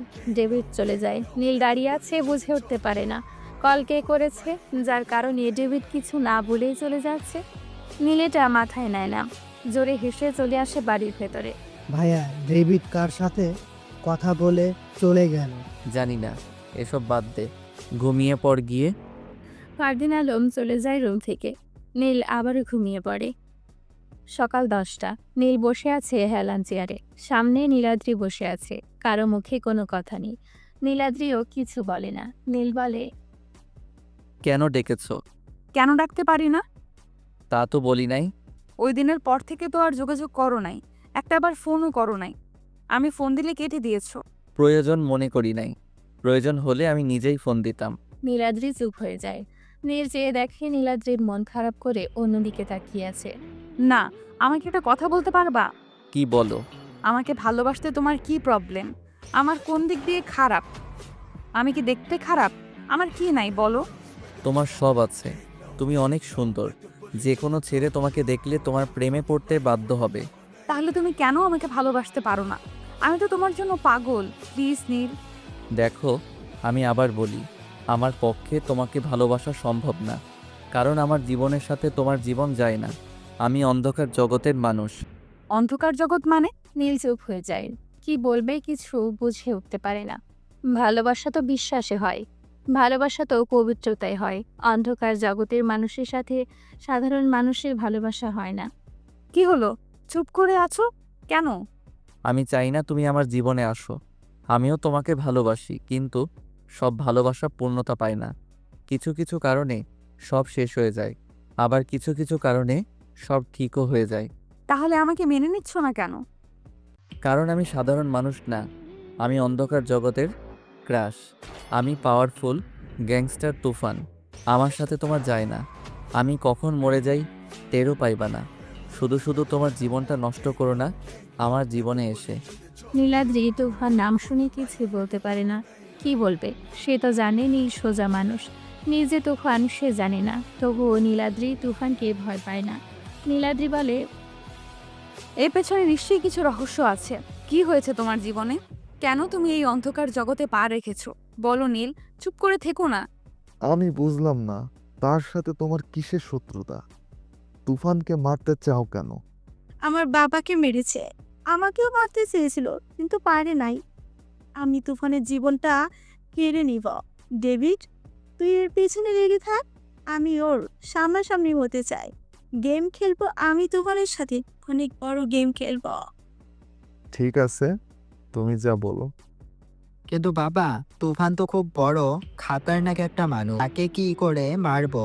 সব দিক দিয়েই আটকা পড়ে যাচ্ছি আমরা।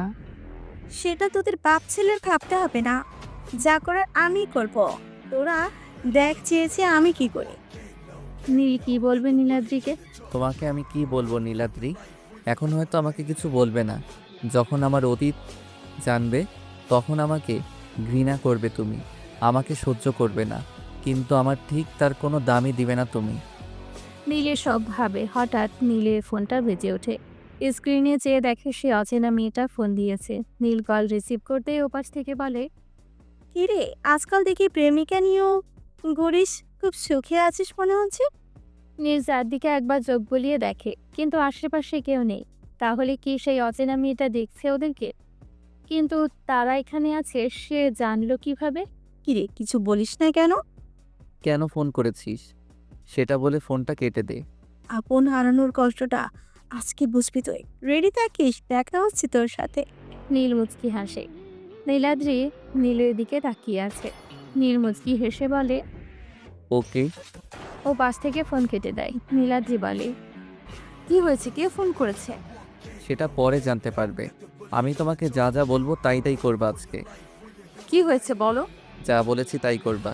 আমি যেভাবে বলবো সেভাবে সব করবা। ঠিক আছে, কিন্তু কি হয়েছে বলো। পরে জানতে পারবা সব। রাত 11টা। নীলাদ্রি তার বাসার রুমে বসে আছে।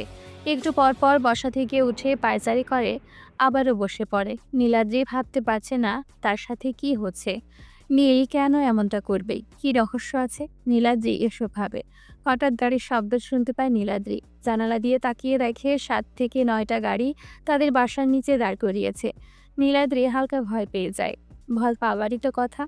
নীলাদ্রি আরও দেখে গাড়ি থেকে অনেকগুলো লোক নেমেছে। নেমে নীলাদ্রিদের বাসার ভেতরে ঢুকতে গেলে সিকিউরিটি ঢুকতে দেয় না। সাথে সাথে সিকিউরিটির কপাল বরাবর গুলি চালিয়ে দেয়। নীলাদ্রি এবার অনেক ভয় পায়। কি করবে কিছুই বুঝতে পারে না। বারবার নীলের নাম্বারে কল দিয়ে যাচ্ছে কিন্তু নীল রিসিভ করছে না। হুট করে নীলাদ্রি রুমের দরজায় টোকা দেয়। নীলাদ্রি আস্তে আস্তে পা বাড়ায় দরজার দিকে। দরজা খুলে দেয়। খুলতে নীলাদ্রির গলা চিপে ধরে। খুব প্রেম ভালোবাসে তোদের মনে, তাই না? ফোন দে তোর প্রাণপ্রিয় নীলকে। আজকে দুজনকে একসাথে মেরে মাটিতে পুঁতে দিয়ে যাব। কে তোমরা? আমার কাছে কি চাও? আর নীলকে বা কেন খুঁজতেছো? উপরে পাঠাবো তোর নীলকে, সাথে তোকেও পাঠাবো। ফোন কর তোর নীলকে। নীলাদ্রি নীলকে কল দেয়। এবার নীলের ফোনটাই বন্ধ। নীলাদ্রি কি বলবে? জবান বন্ধ হয়ে গেছে তার। হঠাৎ নীল হাতে তালি বাজিয়ে পেছন থেকে বলে, বাহ ডেভিড বাহ, এতই শখ আমাকে মারার? তুই তো দেখি খুব বড় মাপের গাধারে। এই তুফানকে মারবি আর এই বুদ্ধি দিয়ে? আরে বেটা, আবার জন্ম নিতে হবে তোকে আমাকে মারতে হলে। নীলকে দেখে নীলাদ্রির মুখে হাসি ফুটে ওঠে। আজকে তোদের দুইজনকে এখানে মেরে ফেলবো, দেখি কে আটকায়। ওকে তাহলে মার। তার আগে বল, তোর সেই গেইমার কই রে? সে তো বলল আজকে নাকি খেলা হবে। কই দেখি তার মুখখানি। তার কোনো দরকার নাই, আমি একাই তোর জন্য যথেষ্ট। হি হি হি, হাসি পাইল। ডেভিডের সাথে থাকা ছেলেগুলো নীলকে মারতে আসে। নীল তার পেছন থেকে তলোয়ার বের করে সব কয়টাকে কুপিয়ে মেরে ফেলে। দাঁড়িয়ে আছে শুধু ডেভিড আর নীলাদ্রি। নীলাদ্রি চোখ বন্ধ করে দাঁড়িয়ে আছে। কি রে আয়, মারবি না আমাকে? তুই বারবার ভুলে যাস এই তুফান কি জিনিস। তোকেও আর বাঁচিয়ে রাখবো না। উপরে ভালো থাকিস। নীল এই কথা বলে কোমর থেকে পিস্তল বের করে ডেভিডের মুখে শুট করে দেয়। ডেভিড মাটিতে পড়ে যায়। নীলাদ্রি চিৎকার করে উঠে পিস্তলের শব্দ পেয়ে। নীলাদ্রি চোখ খুলে তাকিয়ে দেখে ফ্লোর ভরা লাশে, রক্তে ভেসে যাচ্ছে। এসব দেখে নীলকে জড়িয়ে ধরে নীলাদ্রি। ভয় পাইছো? আমি এখানে থাকবো না। আমাকে নিয়ে যাও তোমার সাথে। তোমাকে আর এখানে থাকতে হবে না। আমার রাজপ্রাসাদে থাকবা। এখানে থাকলে তোমার ক্ষতি হতে পারে। সত্যি বলছো? তোমার সাথে নিয়ে যাবে? সত্যি। নীলাদ্রির চোখে পানি টলমল করছে। মনে হচ্ছে এক্ষুনি সেই চোখের পানি গাল বেয়ে পড়বে। এই কি হয়েছে? কান্না করছো কেন? কিছু না। হয়েছে, এখন চলো। সে রাতে নীল নীলাদ্রিকে তার বাসায় নিয়ে যায়। নীলাদ্রি নীলের বাড়ি দেখে হাঁ হয়ে আছে। এত বড় বাড়ি কখনো দেখে না নীলাদ্রি। নীল বলে, কি হয়েছে, কি দেখো? এত বড় বাড়ি তোমার? কেন, পছন্দ হয় নাই তোমার? হয়েছে। আমার রুম এটা। আর তুমি আমার ডান পাশের রুমে ঘুমাও। আর বাম পাশের রুমে আমার ভাইরা ঘুমায়। যাও, ফ্রেশ হয়ে ঘুমিয়ে পড়ো। ওকে। নীলাদ্রি চলে যায় রুমে। সকালবেলা নীলাদ্রি ঘুম থেকে উঠে রান্নাঘরে গিয়ে রান্না করে। কাজের মানুষ সবাই অবাক, কারণ নীলাদ্রি কাউকে কাজ করতে দিচ্ছে না। সে নিজেই সব করে নিচ্ছে। ফারদিন আর আলম ঘুম থেকে উঠে নিচে এসে দেখে নীলাদ্রি খাবার দিয়ে টেবিল সাজাচ্ছে। ফারদিন আলম অবাক, এত কিছু রান্না করেছে, আর এই মেয়ে এখানে কি করে এলো? আপু, তুমি এইখানে কি করো আর কখন আসছো? তোমার ভাইকে জিজ্ঞেস করো। ফারদিন আলম আবুল হয়ে যায় নীলাদ্রির কথা শুনে। আলম বলে, আপু, আমরা তোমাকে জিজ্ঞেস করেছি, ভাইয়াকে কেন বলবো? কারণ তোমার ভাইয়ের বউ আমি। ফারদিন আলমের দিকে তাকায়। অবাকের ওপর অবাক হচ্ছে তারা দুইজন। অবাক হওয়ারই কথা। এক রাতের মাঝে বউ নিয়ে বাসায় আসবে তাদের ভাই, এটা তারা ভাবতেও পারে নাই। তাহলে তো ভালোই হলো, একটা সুন্দর ভাবি পেলাম। কি বলিস ফারদিন? কিন্তু ভাইয়া আমাদেরকে না জানিয়ে বিয়ে করেছে, এটা একটা বিহিত করতেই হবে। নীল ঘুম থেকে উঠে ফ্রেশ হয়ে নিচে নেমে দেখে পুরো খাবারের টেবিল খাবার দিয়ে সাজানো। সামনে বসে আছে ফারদিন আর আলম। নীলাদ্রি রান্নাঘরে। কি রে, এত খাবার কেন আজকে? আর খাবারগুলো দেখে মনে হচ্ছে নতুন মানুষ বানিয়েছে। ফারদিন আর আলম কথা বলে না। নীলা আবারও বলে, কি রে, কথা বলছিস না কেন? হুট করে নীলাদ্রি এসে বলে, সবাই খেতে বসো। হ্যাঁ ভাবি, দাও। ভাবি শুনে নীলের চোখ বড় হয়ে যায়। সুকুচকে তাকায় নীলাদ্রির দিকে। কি রে, কে কে ভাবি? কাকে ভাবি রাখিস তোরা? কেন আমাকে ভাবি ডাকে? তোমাকে কেন ভাবি ডাকবে? আমি তো তোমাকে বিয়েই করি নাই। ভাইয়া এসব বলে লাভ নাই।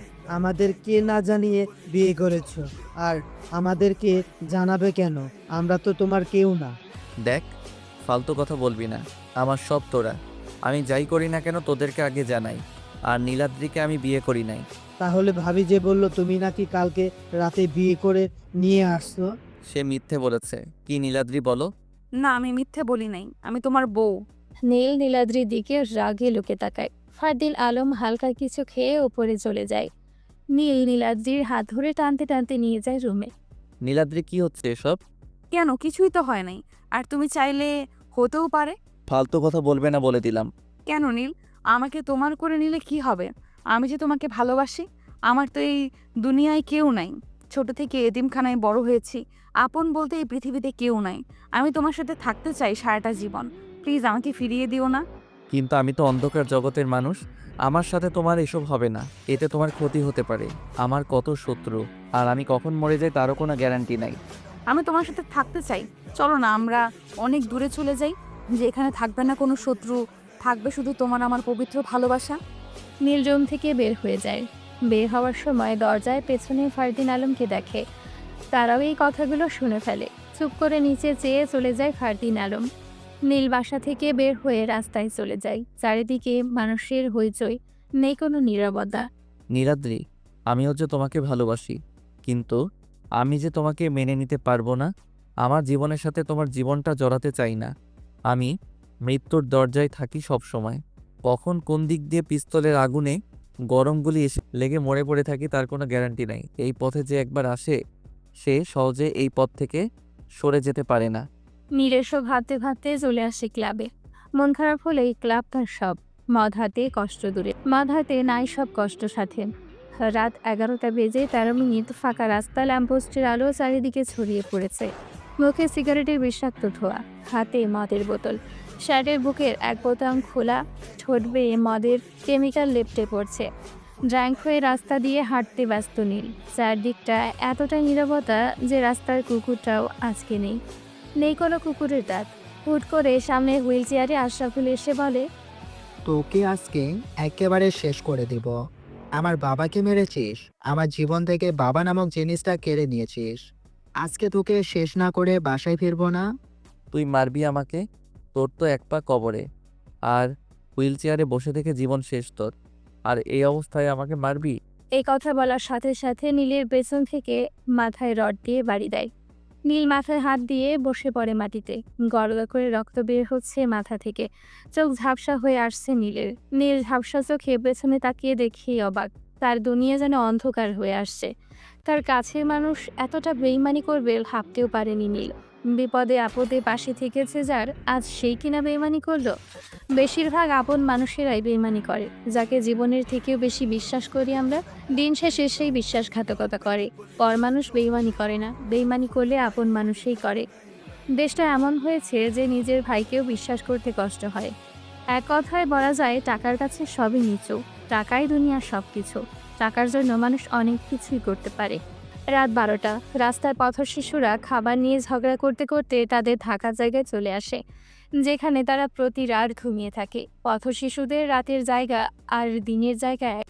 এই সুমন, সামনে কি রে? দেখ না, ওইটা কি মানুষের মতো লাগতাছে। তুই যা, আমার ডর করে। জিন ভূত হবে মনে হয়। দূর, তুই খাবার নিয়ে তো ঠিকই ঝগড়া লাগতে পারস। আরে চল তো আগে দেখি কি এটা। পথশিশুরা সামনে এগিয়ে যায়। সামনে যেতেই সুমন ছেলেটা বলে, এই সেলিম, দেখ না, এটা তো ওই দিনের সেই ভাইয়াটা। আমাদেরকে যে অনেকগুলা টাকা দিয়েছে, আবার একদিন খাইয়েছে। কি বলছস তুই? আরে হ্যাঁ বেটা। তারা তিনজনে তুফানকে দেখে অবাক হয়ে যায়। তারা ভয় পায়, কারণ রক্তে জায়গা লাল হয়ে গেছে। রক্ত দেখলে যে কেউই ভয় পায়। ভাই, তোরা তাড়াতাড়ি ধর, ভাইয়াকে নিয়ে যেতে হবে হাসপাতালে। হ্যাঁ ধর। এই সুমন না তোর বেটা? তারা তিনজন তুফানকে নিয়ে যায় হসপিটালে। এত রাতে হাসপাতাল খোলা থাকবে কিনা সন্দেহ। বেশি দূর যেতে হয় নাই, একটু দূরেই একটা বড় হাসপাতাল আছে, সেখানে নিয়ে যায় তারা। স্যার, এই ভাইটাকে দেখেন তাড়াতাড়ি। কিন্তু এত রাতে কিভাবে দেখবো? হাসপাতালে কাজ শেষ তো। স্যার, আপনার পায়ে ধরি, ভাইয়াকে দেখেন। আমরা রাস্তায় থাকি, কিন্তু এই ভাইয়াটা আমাদেরকে অনেক আদর করে। আমাদেরকে রাস্তায় পেলে হোটেলে নিয়ে খাওয়ায়। আপনার পায়ে ধরি, দেখেন।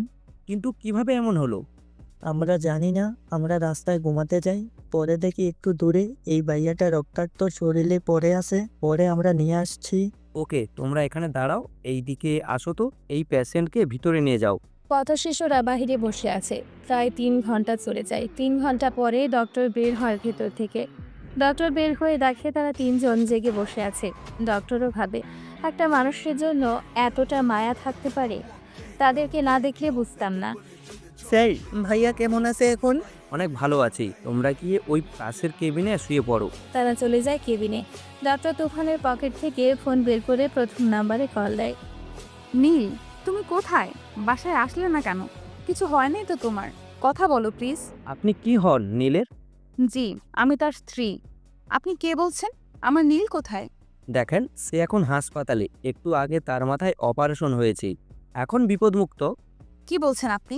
কোন হসপিটাল বলেন আমাকে, প্লিজ বলেন তাড়াতাড়ি। চলে আসেন।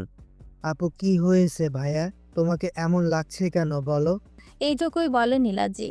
তারপর বের হয় বাসা থেকে। নীলাদ্রির পেছনে ফারদিন আলম।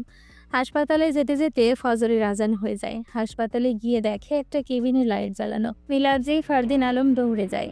ডক্টর, আমার নীল কোথায়? তার কি হয়েছে বলেন? সে হসপিটালে কেন? কোথায় আমার নীল? প্লিজ আপনি শান্ত হন, উনি এখন বিপদমুক্ত আছে, সকাল হলে জ্ঞান আসবে, এখন ইঞ্জেকশন দেওয়া হয়েছে। না, আমি আমার নীলের কাছে যেতে চাই। আমি নীলকে দেখব। আপু, তুমি শান্ত হও, সব ঠিক হয়ে যাবে। সকাল 10টায় নীলের জ্ঞান আসে। নীলাদ্রি নীলের পাশে বসে আছে। সাথে ফারদিন আলম, দরজার বাহিরে সেই পথশিশু 3 জন বসে আছে।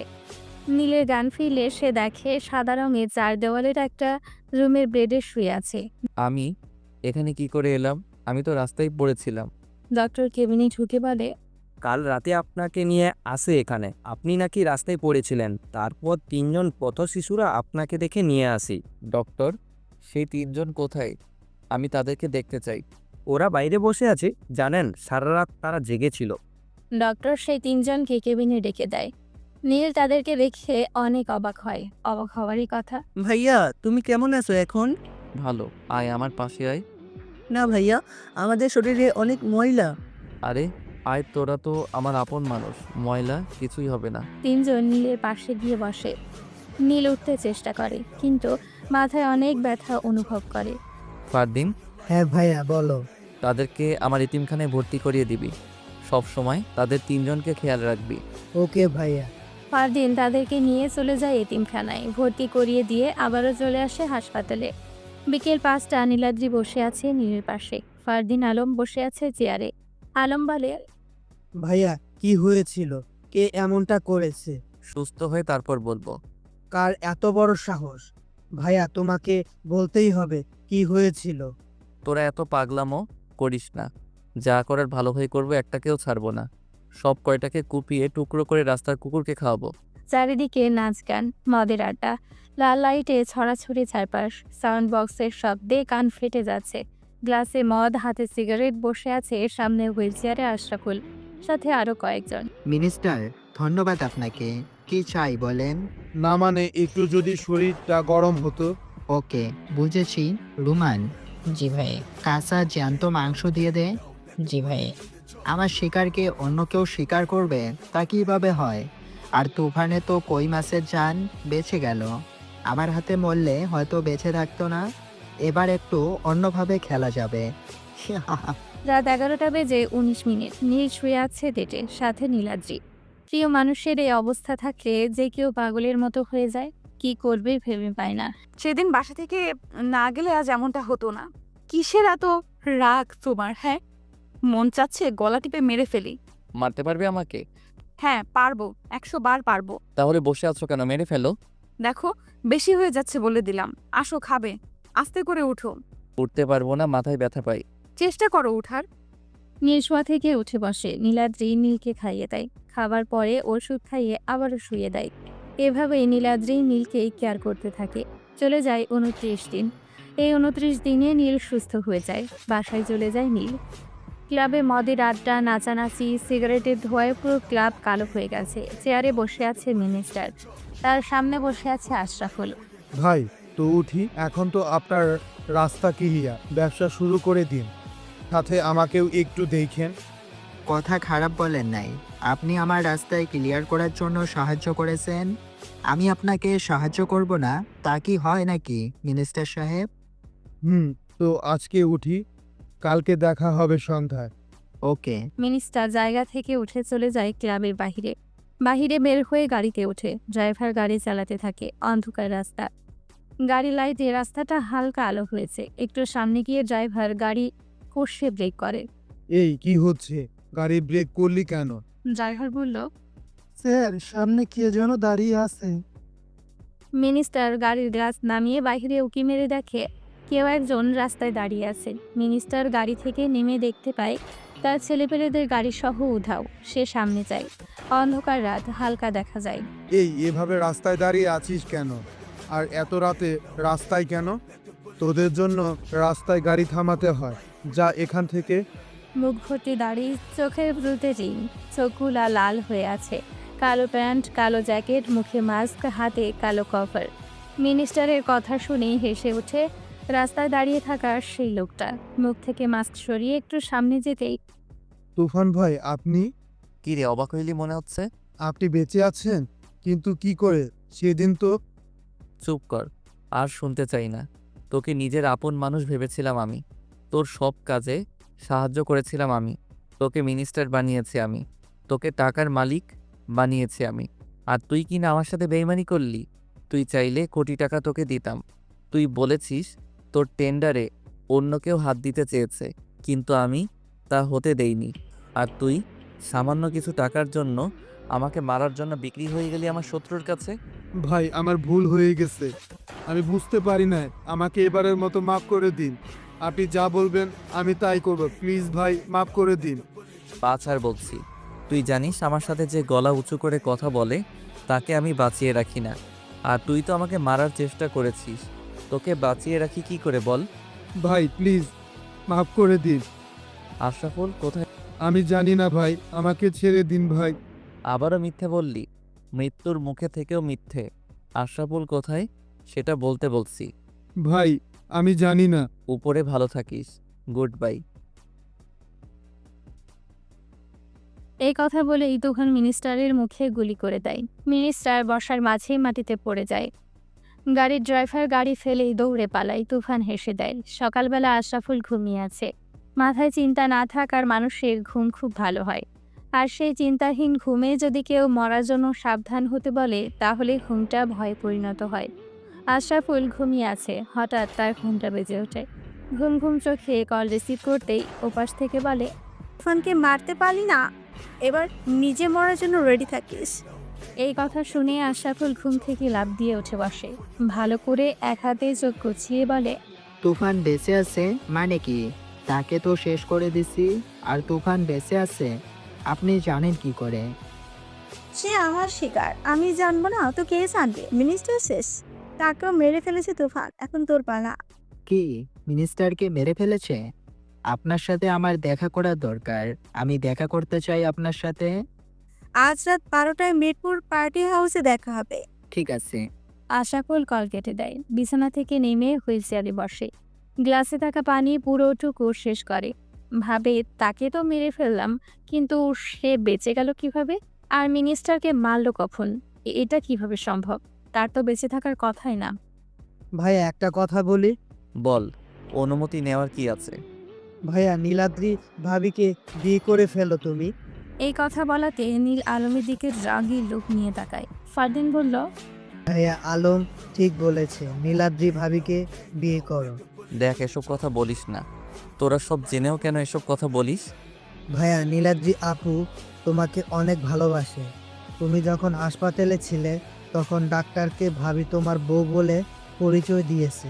কি বলিস তুই? হ্যাঁ ভাইয়া ঠিকই বলেছি। এসব নিয়ে পরে ভাবা যাবে। আমি একটু বাহিরে গেলাম।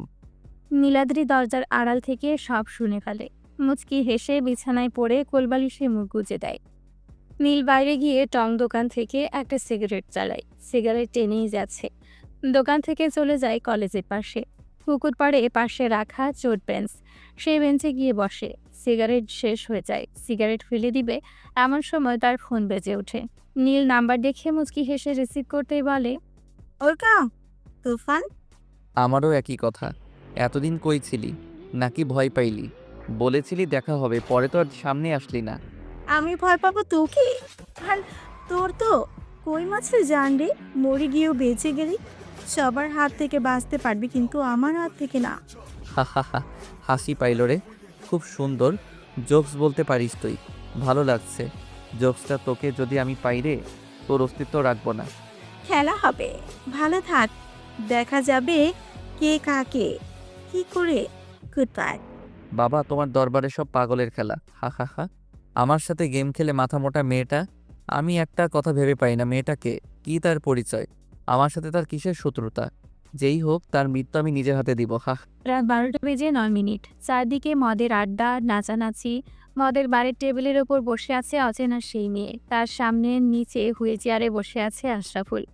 চারদিকে গানের জমজমাট নাচ। অচেনা মেয়েটার হাত উপরে উঠতেই গান বন্ধ, সাথে নাচানাচি। আঙ্গুল দিয়ে সবাইকে বের হতে বলে। সবাই নিশ্চুপভাবে বের হয়ে যায় ক্লাব থেকে। অচেনা মেয়ে বলে, এখন পর কি এমন জরুরি কথার জন্য দেখা করতে চাইলি? সেটা তো আপনি জানেন আমি কি বলতে চাই। মুচকি হাসি মেয়েটা, হাতের আঙ্গুলে একটা চাবি রিং। সেই রিংয়ের শুধু একটা ছোট্ট চাবি। হাতের আঙ্গুলে ঢুকিয়ে ঘুরিয়ে ঘুরিয়ে বলে, যেই কাজ একা করতে পারবি না সেই কাজ করতে যাস কেন? আর তুই তো জানিস তুফান কি মাল, সে তো আগুনের উপরে দিয়ে দৌড়ায়। আর আমাকে বলতে ভুলে গেলি রক্তের গরম আছে তোর। কি করব, সে আমার বাবাকে মেরেছে, আর তার সাথে জড়িয়ে তো ছিলেন আপনি। কিন্তু আপনি তুফানের সামনে যাননি, এগিয়ে দিয়েছেন আমার বাবাকে। শেষে কি হলো, আমার বাবাকে তুফান মেরে ফেললো।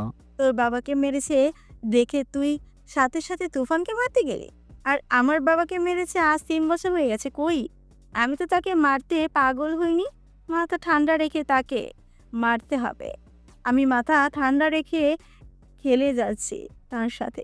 এটাই শেষ খেলা তার সাথে, এই খেলায় আর মিস হবে না। তারা কথা বলতে ব্যস্ত। রাত গভীর হয়ে যায়। আশরাফুলকে ক্লাব থেকে বের করে দুজন লোক। গাড়ি সামনে। আলগি দিয়ে গাড়িতে উঠিয়ে দেয় আশরাফুলকে। গাড়ি চলতে থাকে তার আপন গতিতে।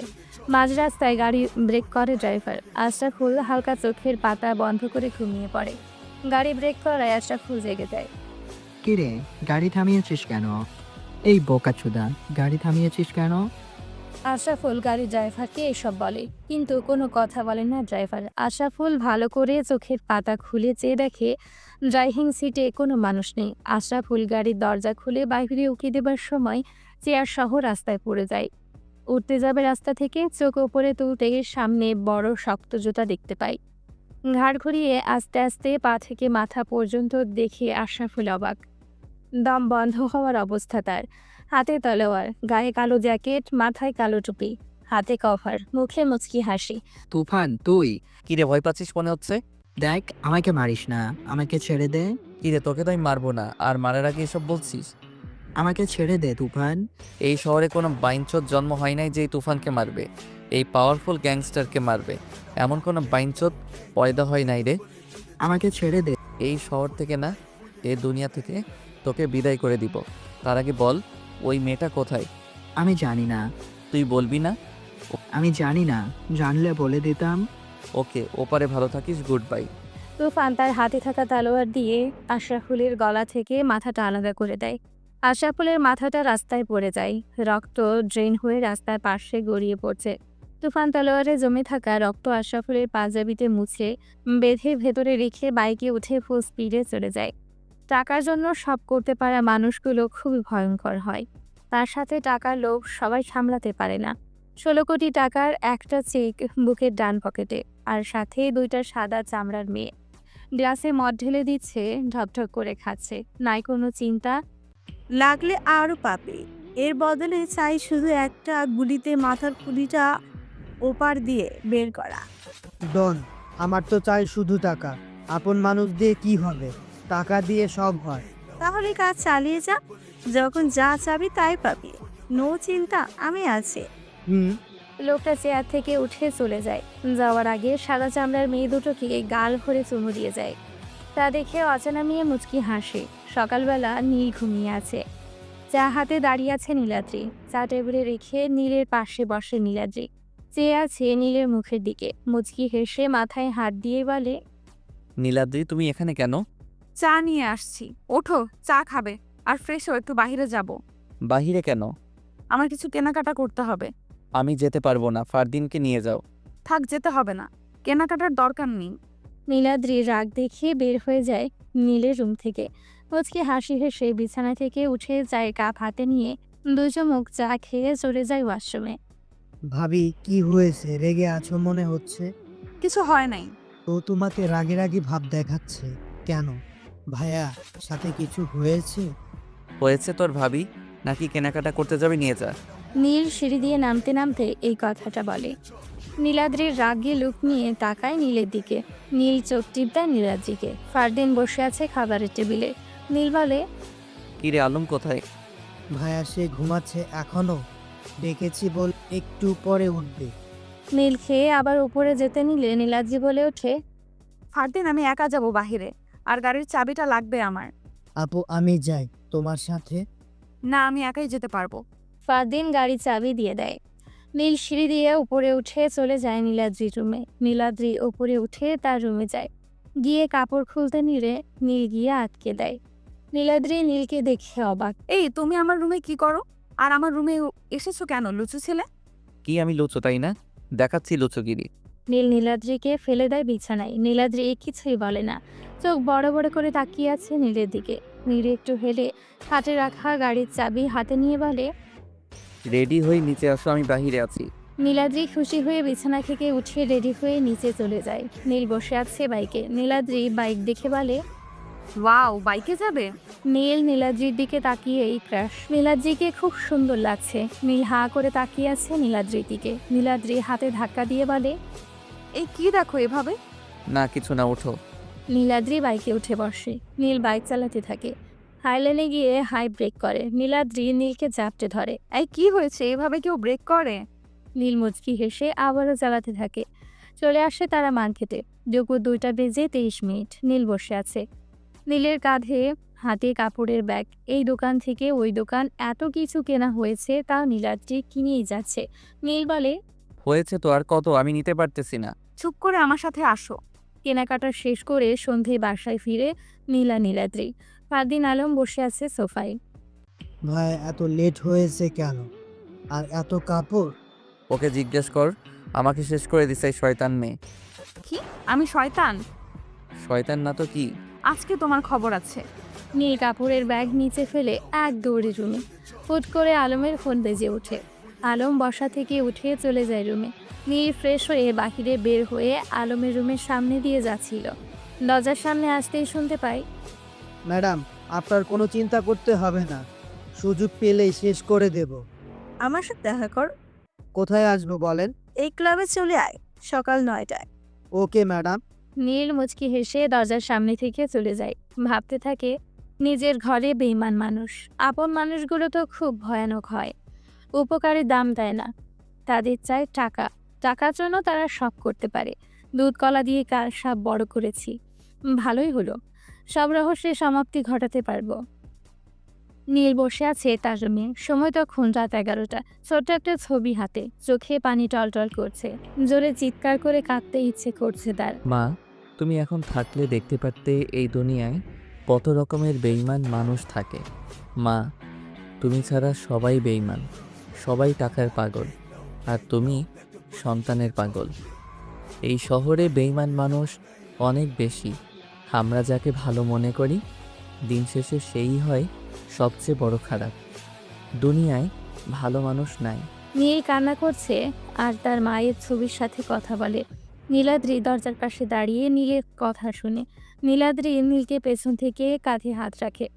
নীল পেছনে চেয়ে দেখে নীলাদ্রি বাম হাতে পিঠ দিয়ে চোখের পানি মুছে বলে, তুমি এত রাতে আমার রুমে কি করো?